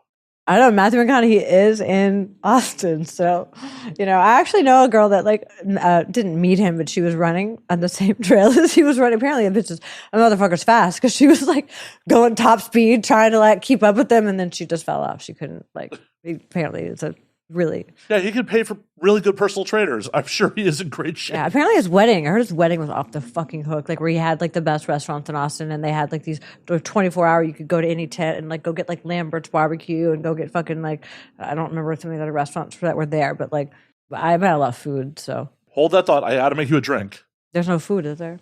I mean, there is some food. It's okay. I'll take the drink. Okay, well, we're gonna pause for one moment while I get you a drink. Time out. This time, and we're actually back. And we're back. I saw there's a meme on Instagram that was for all you motherfuckers who don't want kids, y'all sure be all hitting it raw, loving their cream pies, but then ooh, babies, no, don't want to be a daddy. Oh, I'm a piece of shit. I've cream pied a lot of people in my life before the vasectomy.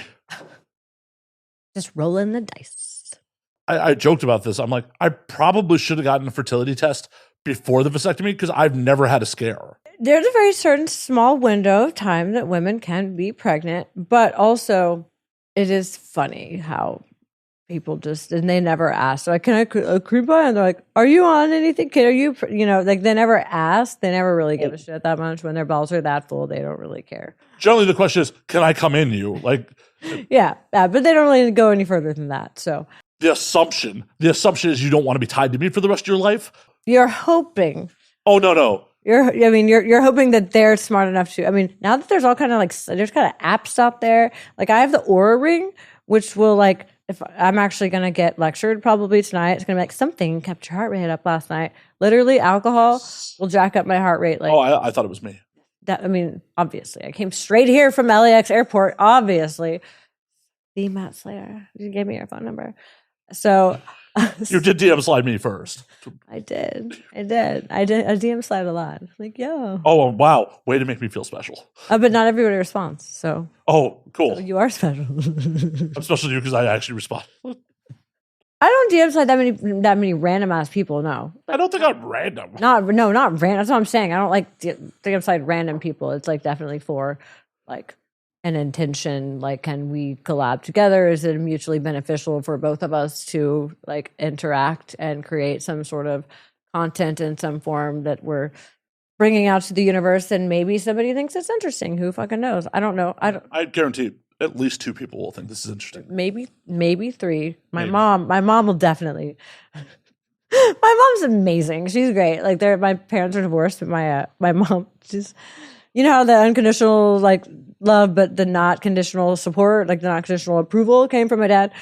My mom, unconditional support, unconditional love, and it just one of the bluest, bright eyes you'll ever fucking see.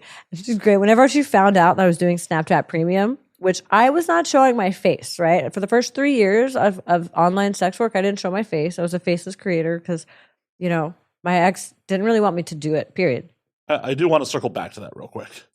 Like, what was the discussion when you decided that you were going to get into online sex work while you're with this dude? So I had just started to be with him, and I was working for my dad, and I wasn't being paid very much. Like, I'm talking $12.50 an hour for, like, I was fucking 30 something years old, like living in Houston in 2016, you know? So that's a poverty wage. I know, right? And I couldn't live with him because we didn't vibe, right? Like, so I was like staying at this gay dude's house that smelled like prison, smelled like BO and like piss a little bit, you know? And he blamed his old roommate, but it came from his room and it didn't go away when I moved in. And it didn't have like Wi-Fi and oh my God, it was. You didn't bring enough quarters. I was living my God, that fucking place. Yeah. I told my brother, like, don't ever fucking go back to prison because I'm not visiting you. I'm not doing it. I'm not driving all the way to Bulverde fucking so I can go visit this. They search your car and shit. I had to I couldn't bring weed. I had to, you know, like they would search your car to make sure I don't know what your car doesn't have fucking drugs in it. I don't know. It's different minimum and maximum. And then you have to go through this whole thing where you're like, they treat you like you're a criminal. And I'm like, I feel like I was going to get in trouble. I felt like the whole time I felt like I was going to get in trouble. And he's like, no, if anything, I'll get in trouble. And then I felt guilty. So I was like, I don't want him to get in trouble for me being a dumbass and just like they like raise your hand when you're supposed to go to the vending machines. And sometimes you just get up and go to the vending machines and like, ma'am. I'm like, oh my God. And then, you know, my brother's pale as shit because like there's no vitamin D. They get like, you know what I mean? In that place, they like go out to wreck before sunrise and come out. And that's just some of the stories I've heard. I totally derailed you on talking about your relationship. Yeah. So it had me on how much vodka is this? I didn't measure it. Light, he says. Do you see this? Do you see this table? What subjectively? Subjectively, yeah. Like half the glass is not vodka. It's a big fucking glass. Right. If I was pouring for myself, half that glass would be vodka. So we were talking about what? So we were talking about like how you broke it to the dude you were with, like that you were like, I'm getting. Okay, yeah. So back in 2016, we just kind of started dating, and he lived in a different place, and I was like trying to live like at this cheap as fuck gay dude's house. Which how'd you two meet? I was online. I was on like Craigslist and shit, and it was you met a dude, the gay dude. Or, oh no, that I actually was selling insurance, door to door. Like kind of like Aflac, it was kind of like cancer insurance, which I loved. Talking about cancer all day, hated that part.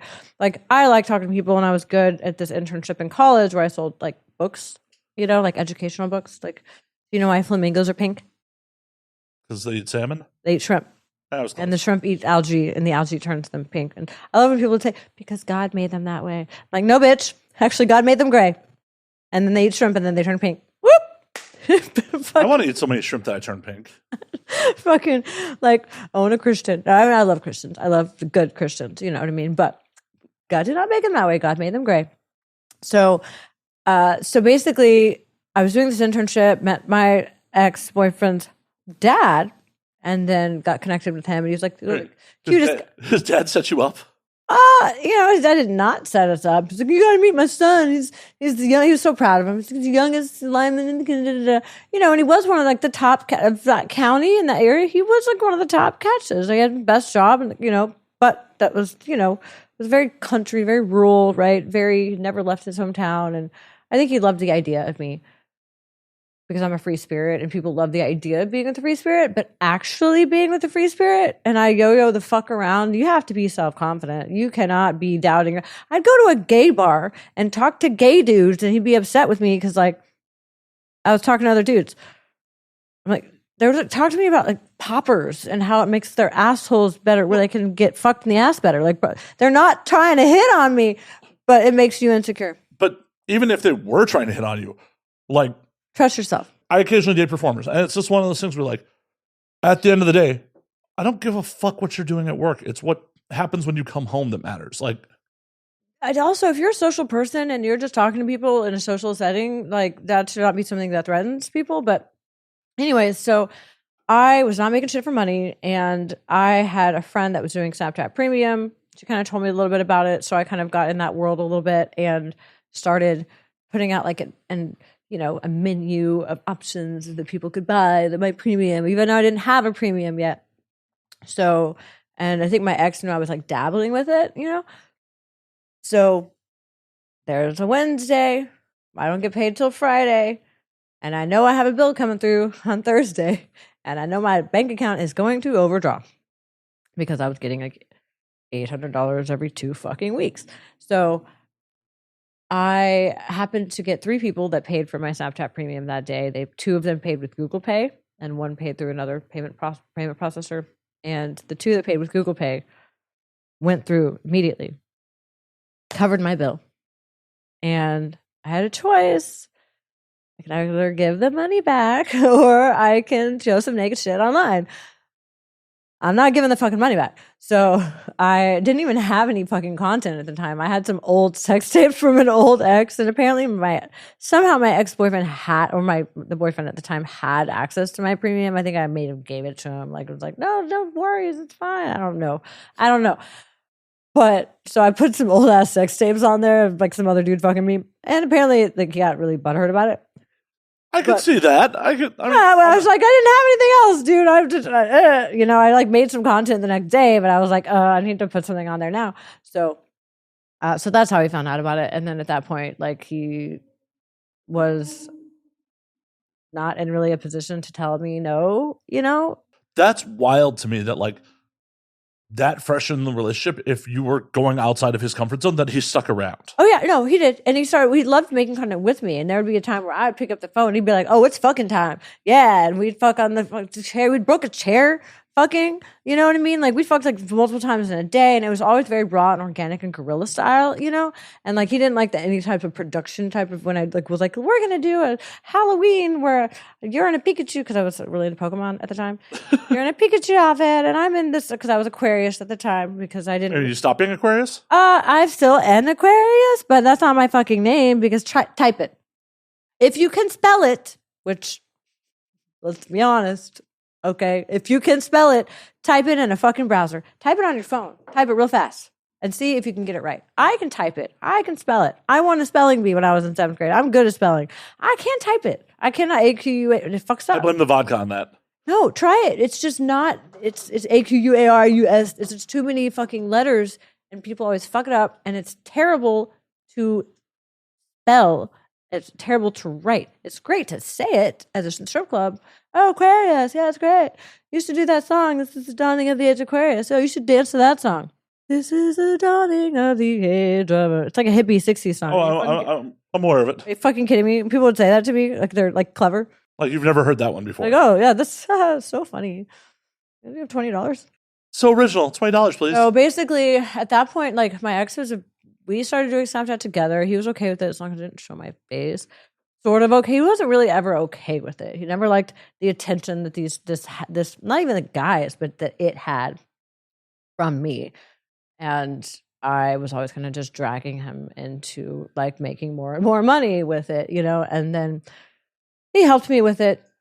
He helped me with things of it, but it was always me having to tell him what to do and ask him to kind of drag him kicking and screaming. For the first year, he was, moved out to like, because I moved from East Texas to Central Texas, and he could have done anything he wanted. Like, I supported him not helping me in the business, but then after a year of him not pursuing anything, I was like, you got to fucking help me now, So, but after that, now I just feel like I don't have that like limitation of like because he never wanted to do anything social. I remember getting invited like to, like a couple of years ago to Tucci Cash's like Halloween party, and I was like, oh my god, I want to go. I'm looking up flights, and he's like, like okay, so you know, Some people ain't built for this shit. I know he wanted different lives. He literally told me he's like, I want to take a year off of traveling with you to work on myself, and I'm like, bro, I go to like fucking LA, Miami, fucking Vegas. I got Flagstaff, fucking Seattle. I go to like fun Nashville. Like I go to fun places. You know what I mean? Like, but yeah, take a year off by yourself. Because I'm not like, you know what I mean? Because I don't want to be with somebody who's not happy in this life. Like he just wasn't happy. It sounds like he should have never signed up in the first place. Type shit. Yeah. Dudes. He liked me when I was like, I had a garden and chickens, but that was never me. That was a phase. That was a phase. Right? Right. Like, don't try to be with somebody because and he just didn't want to quit. I guess he didn't want to give up on the relationship, and it was a matter of pride for him. But he wasn't happy, and just I mean, was he just like in the back of his head like I can't do better? He just loved me, and you know, and he just lost sight of himself, and he learned a lot. Like he didn't like know himself very well, or his emotions, or what things meant. He drank a lot when he first started, and now he's like much more like mature and wise, and he knows he belongs in the country and I belong in the city, and I belong in a much faster paced life. And now I've learned to recognize those signs of somebody who says that they want these things, but doesn't actually. Oh yeah, because we as dudes, we're like, oh, pretty, yeah, we're totally in, like totally in. And that's one of the few things I really appreciate about being older now. Is because in my 20s, I definitely pursued people I had no business pursuing because I'm like, they're hot. And compatibility is really important. Oh, it is. It super duper is. Like, I will definitely have orgasms with people that I am not compatible with. Absolutely. No, there was like an ex-boyfriend of mine that I had idolized, and I thought he was the hottest thing on earth. And then he like recently, you know, came out as like non-monogamous. And then we like kind of like, you know, he came over to my house and stuff. And then like, we like hung out, and like, I was kind of like, damn, you're kind of like, you're hot and shit, and like sex is fun, but you're kind of lame. Like, you like want to go to bed at 10:30, like it's Saturday night, like you know, like you want to do some shit, like just want to watch a movie, like. And then he woke up at like 7 a.m. and I was like, I like had stayed up and I had some work to do, and I like think I went to bed like 12:30 or some shit, right? And I slept until 9. I like wake up and he says my name. I'm like, so when I wake up and my dog has to get, so I just get out of bed. He's like, you don't have to get out of bed. I'm like, I'm good. I'm whatever. Cause I'm a morning person. And I'm like, how long have you been awake? He's like, 2 hours. Is he just in bed staring at you for 2 hours? Like, and I told him, I was like, yo, you can wake me up. Like, you can stick your dick inside. You can wake me up with morning sex. Like, you have consent, right? Like, I like to fuck in the morning. I literally explicitly told him this.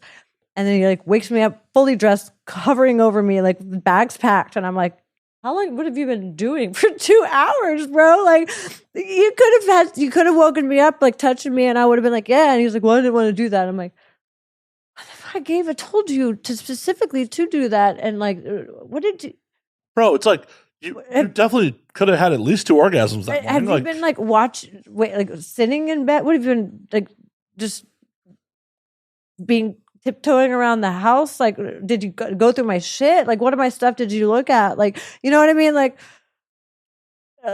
lame, man. Like, fucking wake me up with sex, or like stay up a little bit longer. If I understand if you want to be sort of your sleep ritual 10:30 at night on a Saturday, like after Thanksgiving, bro. Like, this is like, this happened like a week and a half ago. Like a week and a half ago. I got tested so that I could fuck him, which was cool. You know, I didn't want another sex round because I'm used to guys lasting a little bit longer now.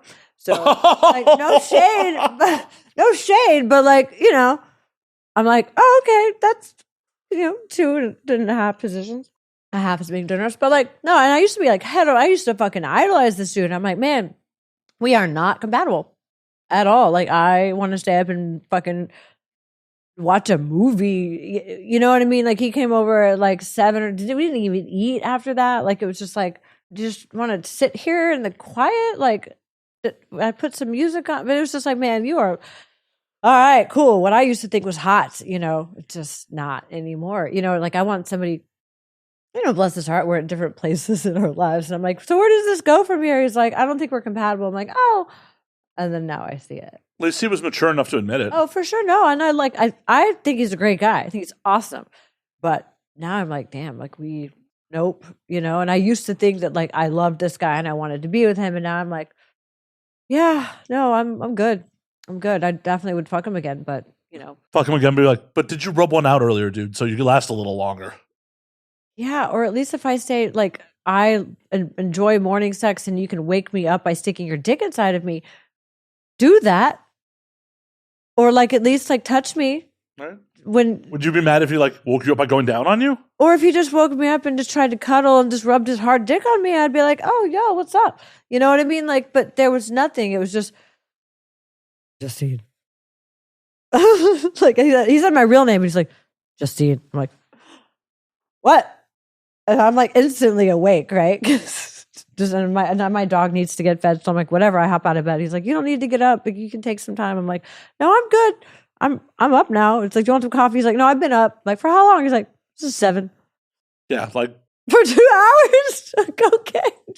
At least you found out early, right? No, I'm like, okay, cool, all right, So I want somebody who is a little less uptight, I guess, whatever. But like, I have a very young soul, right? So it's fun because there's people that are old souls. What do you think of single fathers? As long as they're not deadbeat single fathers, you know what I mean? Like, I respect a man that's got his shit together, like, you know what I mean? Like, and takes care. And I like kids. Like, I'm really a professional aunt. So, like, I got a buddy in Austin. He's a writer. Oh, I got someone in mind. oh shit! One of my best friends is in Austin. Oh, can he handle the? I think he can. That's saying a lot. All right. Like, well, he's very rock and roll. He's a professional writer. His kids don't live with him. Like, his kids live with the mother, but he does have them pretty regularly. Yeah. Like, he's involved with his kid's life. He's very much like, I'm still in Austin because my kids are here. Yeah. Like, yeah. Like, he's a really good dude. He's one of my best friends. Like, yeah, I'll make some introductions. Cool. Well, I'm always down to meet and hang out with people. Yeah. Not looking for anything right now. But never say never. Never know. Yeah. Never know. I'll put you two in touch. Like, do you like stand-up comedy? If it's good. I can't promise all the stand-up in Austin's good. Yeah, I do like comedy. So I'm gonna but can you handle going to a stand-up comedy show with me? Is the question. Why, do you heckle people? No, I'm telling you, when I come into a social situation, I'm the kind of person that draws attention unintentionally or intentionally. But like, so my brother hates going to he's gotten used to it, right? I've got 4 brothers, but this is the one in particular. He's like, and I've been to comedy shows where people have been like, did you know that you either laugh before the joke or way too long after the joke and never when anybody else is laughing? So I'm the kind of person where if I know it's going to be funny, I start laughing even in comedy. Like, I haven't even said it yet. Like, and then like when everybody else has laughed, and then I'm like, oh, and I'll start, and it's like you're about to start the new one, right? It's like you just now got it. So as long as he's okay with being in a theater with the one person that everybody is like, then we're cool, man. I think he'll be down. Like, so I'm just enjoying the moment, and I can't help myself. But like, I remember I went to the movies with my little nephew. Was like, she's laughing really loud. Like, nobody else is laughing, and my brother was like, yeah. So now you know what it's like when people talk. Like, when you talk when we're trying to watch a movie, he's like, oh yeah, that's bad. I don't want to do that. I'm like, you use me as an example of what not to do. I get that. I get it. I get it. Do I love it? Yeah. I get it. I'll make the introduction. I have no hard feelings if it doesn't I won't be upset if it doesn't work out either way. Cry me a river. Maybe I'll write some good music about it. Yeah. This crazy bitch and she fucks so good I'm on top of it. You know that song? Me all that. I don't remember the words. You get me right on. I remember this girl Busty Boom Boom Dusty used to dance to that because she was like a That and like Hot for Teacher, right? Because she had these little glasses and she looked like a MILF. She would be a total MILF back in the day when that was before MILFs got super in, trend. Crazy bitch, she fucks so. That's all I remember about that song. But yeah, Dusty, boom, boom, Dusty. That's all anyone remembers of Buck Cherry. It's fine. Oh, scratches all down my back. Something right out. Yeah. That's it. Yeah, that's all Buck Cherry. We're gonna forgive everybody. We're not gonna like do my singing on this show. Nobody wants that. I know whenever I'm like going live on my OnlyFans and people don't tip, I'm like, I'll start like doing karaoke. I'm like, I'm gonna keep singing until somebody starts tipping, and then they'll don't tip. I'm like, bros, really? That's what they want. You don't want me to? All right, I'm gonna stop karaoke then. I'll put some clothes back on, motherfuckers. Whatever, you want to see me clothed doing karaoke? All right. I mean, I'm okay with it because that's less post work for me. I mean, like, and sometimes I'll have my little sweet tea vodka that I was telling you about. That stuff. It's dangerous. Especially 2 hours into a live. I'm like, cool. Apparently, mules are a little dangerous They'll too. be tipping me. They'll be tipping me to take shots. They're like, oh, I want more shots, Justine. I'm like, you don't want me to like get naked? They're like, no, more shots because you are fucking crazy. Yeah. And then I'll do crazy shit. Like I'll squirt like 6 times and like alive and some shit. Yeah. And I'm like super hydrated. Yep. Please don't hear. No, I normally try to warn people before it happens. There's a scene I did recently where I didn't warn anybody because I wasn't expecting it, but I was just like felt it coming. I was like, oh yeah. So I squirted. It's like the fucking male, the talent was laying there. And I got it in his eyes. Like, so he's like, I'm like, oh, sorry. And I'm like, keep going with the scene because they don't cut, right? Like, you just keep going. And they're like, bro, you just said you were going to warn us. I'm like, okay. And then the next day, I shot for the same company. And I was like, I don't think I'm going to be able to, because I took my vitamins. And whenever I take my vitamins, then my squirt comes out like super fucking yellow for like 6 hours, right? Like, it's a whole, like, I take a lot of vitamins. So this was a long ass shoot day. Ended up being a 10-hour fucking day. So I'm like, I'm not gonna be able to squirt. But I'm drinking water all day. And then at the very end of it, he's like, oh, I knew you were gonna be able to. So I'm like, I'm gonna squirt, guys, in 3, 2, 1. So they have time to like pull the cameras back and like not like get because they're like, I used my waterproof camera for this one. Right? Like I fear for my cameras. Like, I mean, I'm not trust. I'm just not gonna. There's nothing happening right here. But if you wanted me to, I could 30 seconds. I could do it. I'm good. You need to put the waterproof back, but I have to have the waterproof stuff. I mean, I'm always like the first time I ever squirted, like with my ex, was like on the boat because I was like, oh yeah, I can pee here. I can get this wet. It's supposed to be. It's just it's a boat. It's supposed to have water on it, so it's fine. I've never really wanted to do it in the bed because then you have to fucking sleep in it, right? But the first time I did it, I was like, oh, I got. And he's like, did you squirt on me? I'm like, yeah. And he's like, cool. Right. So that's when it's fun, but you have to, nobody wants to fucking ruin it. I have a nice house mattress. I'm an adult. I'm bougie as fuck. So I have a nice house mattress. Well, and this is why, like, I let people do it in their own bed. And then it's just like, oh yeah, I'm out. Like, this is your problem later. Waterproof mattress topper. No big deal. Yeah. Or just don't do it in the bed. Do it on somewhere else.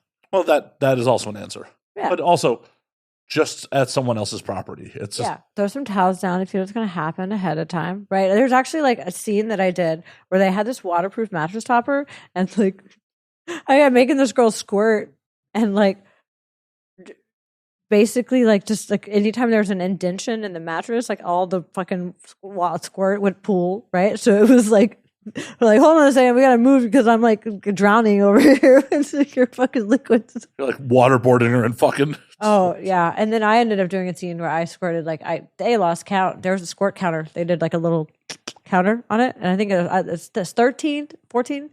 I can't remember. It was something like that. How did you not die of dehydration? I first of all drank a fuck ton of water, and then every time we stopped, I was like, "Can I have another bottle?"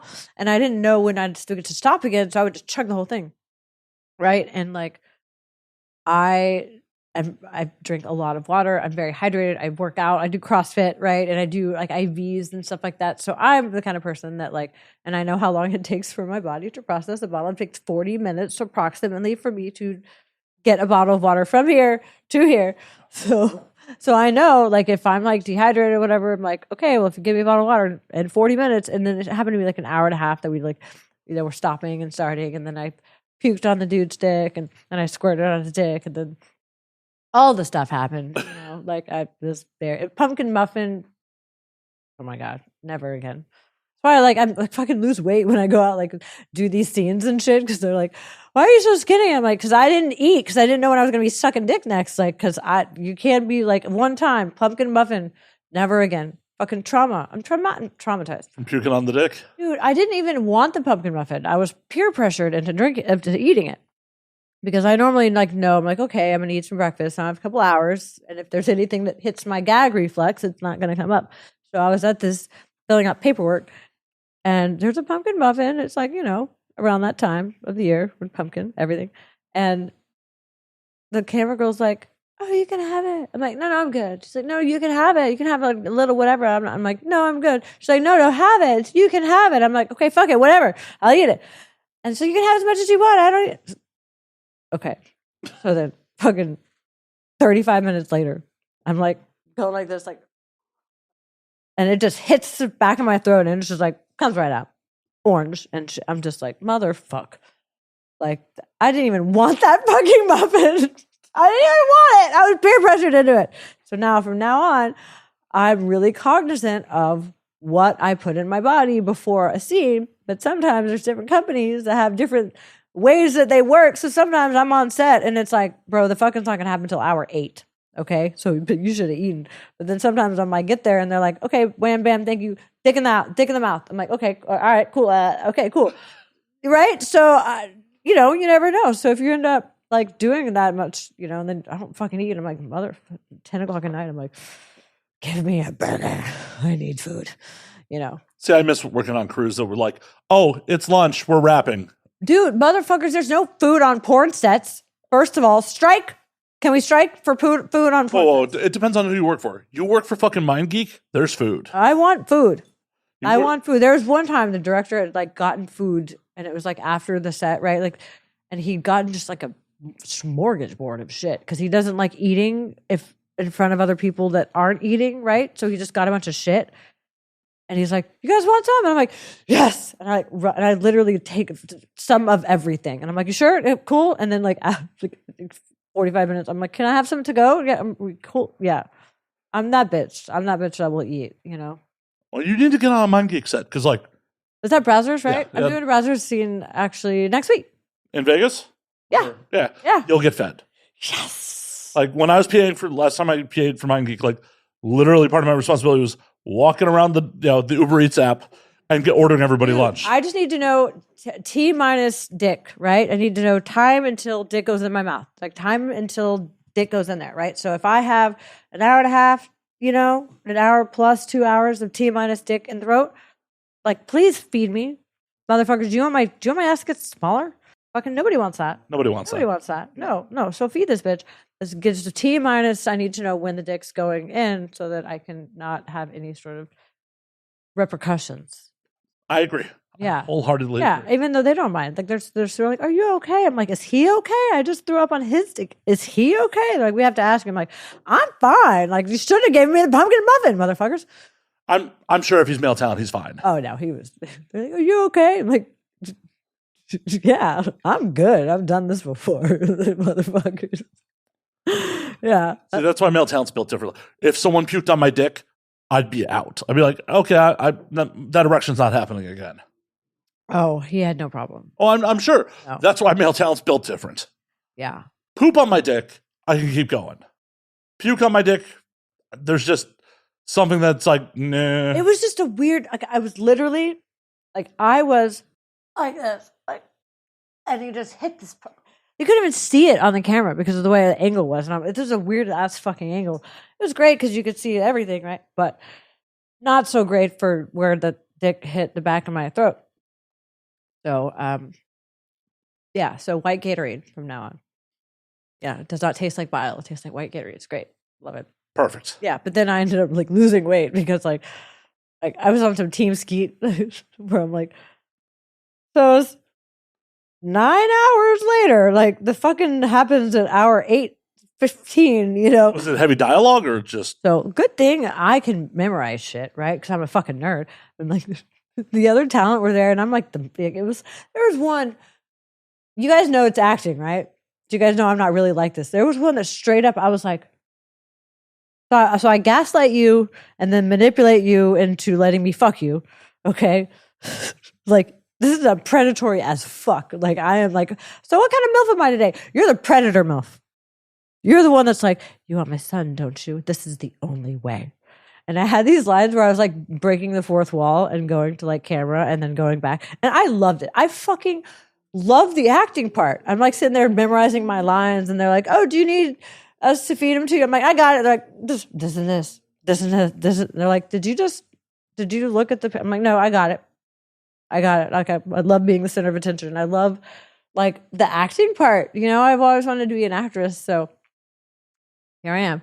And so there was heavy dialogue where like the other talent was like, we don't say anything. And they're like, I'm like, how much of this do I have to be word? Like, does this have to be verbatim? And they're like, as close to word for word as possible. So I'm like, okay, here we go. So, and I fucking nailed it. And it was so fun, man. It was like, I knew the scenes better than the fucking directors. I'm like, no, it says we have to go here, we have to go this and this. And they're like, okay. It's great. I love it. I loved it. And I loved feeling like I knew what I was doing just after like 15 fucking scenes in the industry. I'm like, I feel like I'm like still new, but I feel like my learning curve is pretty. The acting part on this isn't rocket surgery. You'd be surprised, like that. It's not easy to like have this cue and to be able to like be emphatic and to be able to like. It's not easy. It's not rocket science, but it also takes. You have to give a shit. Well, yeah, that's important. You know, and from what I've heard from the people that I worked with, they were happy with the fact that I was like able to, you know, get the lines, even though they only give them to me like the night before. If you're lucky. Yeah. No, I wouldn't look at them until the day of. And I'm like, okay. So I'm like, oh no, I how many lines do I have? You guys like don't say anything. They're like, no, we don't say anything at all. Like my two male and female. I'm like, all right, here we go. I love being the center of attention, so let's do it. I've done a bunch of non-sex performances over the years, and it's just like almost every time, even if I've been given my dialogue the night before, it has changed by the time I showed up on set. Yeah. Oh yeah. No, for sure they change stuff too. But it's funny because I like memorizing stuff. I'm a nerd, so I like that part. But I do like the acting part of it because it's fun for me. It's more. It's not like lying. It's like. Everybody's multifaceted. We all are multifaceted human beings. Everybody has parts of themselves that are just not their main character, but it's still a part of themselves, right? So for me, this Justine Jakobs, this this sexual MILF type of person, it's more of a facet of myself that I lean into. It's not fake. It's still who I am. I just lean into it. Hell yeah. Cheers. I'm empty. Let me refill. I can't cheers you on an empty glass. No, I'm sitting here.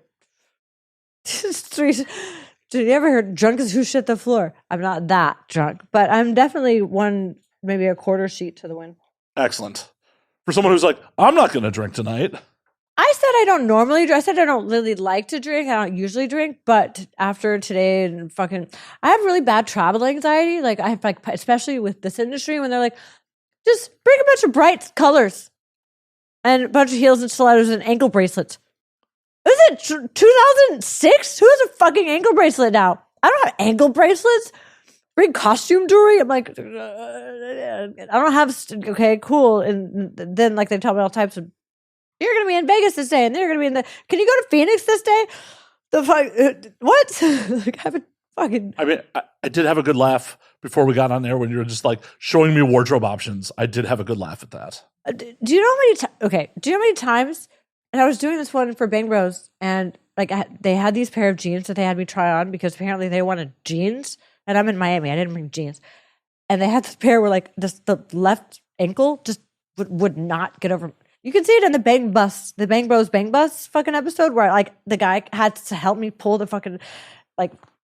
So they're like, try on the jeans and this shirt, and then try on this dress, and then try on the jeans and then this shirt, and then try on the dress, and then try on the jeans again with this shirt, and then try on this other. Take the jeans off and do 7 times. I had to try. I'm like, motherfuckers! You literally it took 2 hours just to figure out what the scenario was, what my outfit was going to be. Ended up being blue on blue, denim on blue, on denim on blue, and I was like, this is the fucking most hideous. What the fuck are they having me wearing? Canadian tuxedo, some shit. Dude, it was just like denim and brown, blue, and then more blue, but none of it matched or felt like whatever. I don't give a shit. Whatever.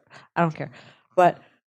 But these motherfuckers, they care so much about like what fucking jeans, and you can't wear the same jeans from last time. So, and I have to bring my own clothes. They want me to bring the clothes and to look like a MILF, like I fucking know what that is. And like to have button-up shirts that are fitted. Do you know I'm a fucking tiny person. Like they have to clip shit. Like the dude had to like go shopping for me. He said he'd go to like 4 stores to find button-up shirts. I'm like, yeah, not easy, isn't it? Not easy. And they're like $35 each, right? And I fucking get paid a certain amount of money. And like, they're not paying for my wardrobe or my travel or my flight or my hotel. So they want me to like also pay for nice clothes that fit me well.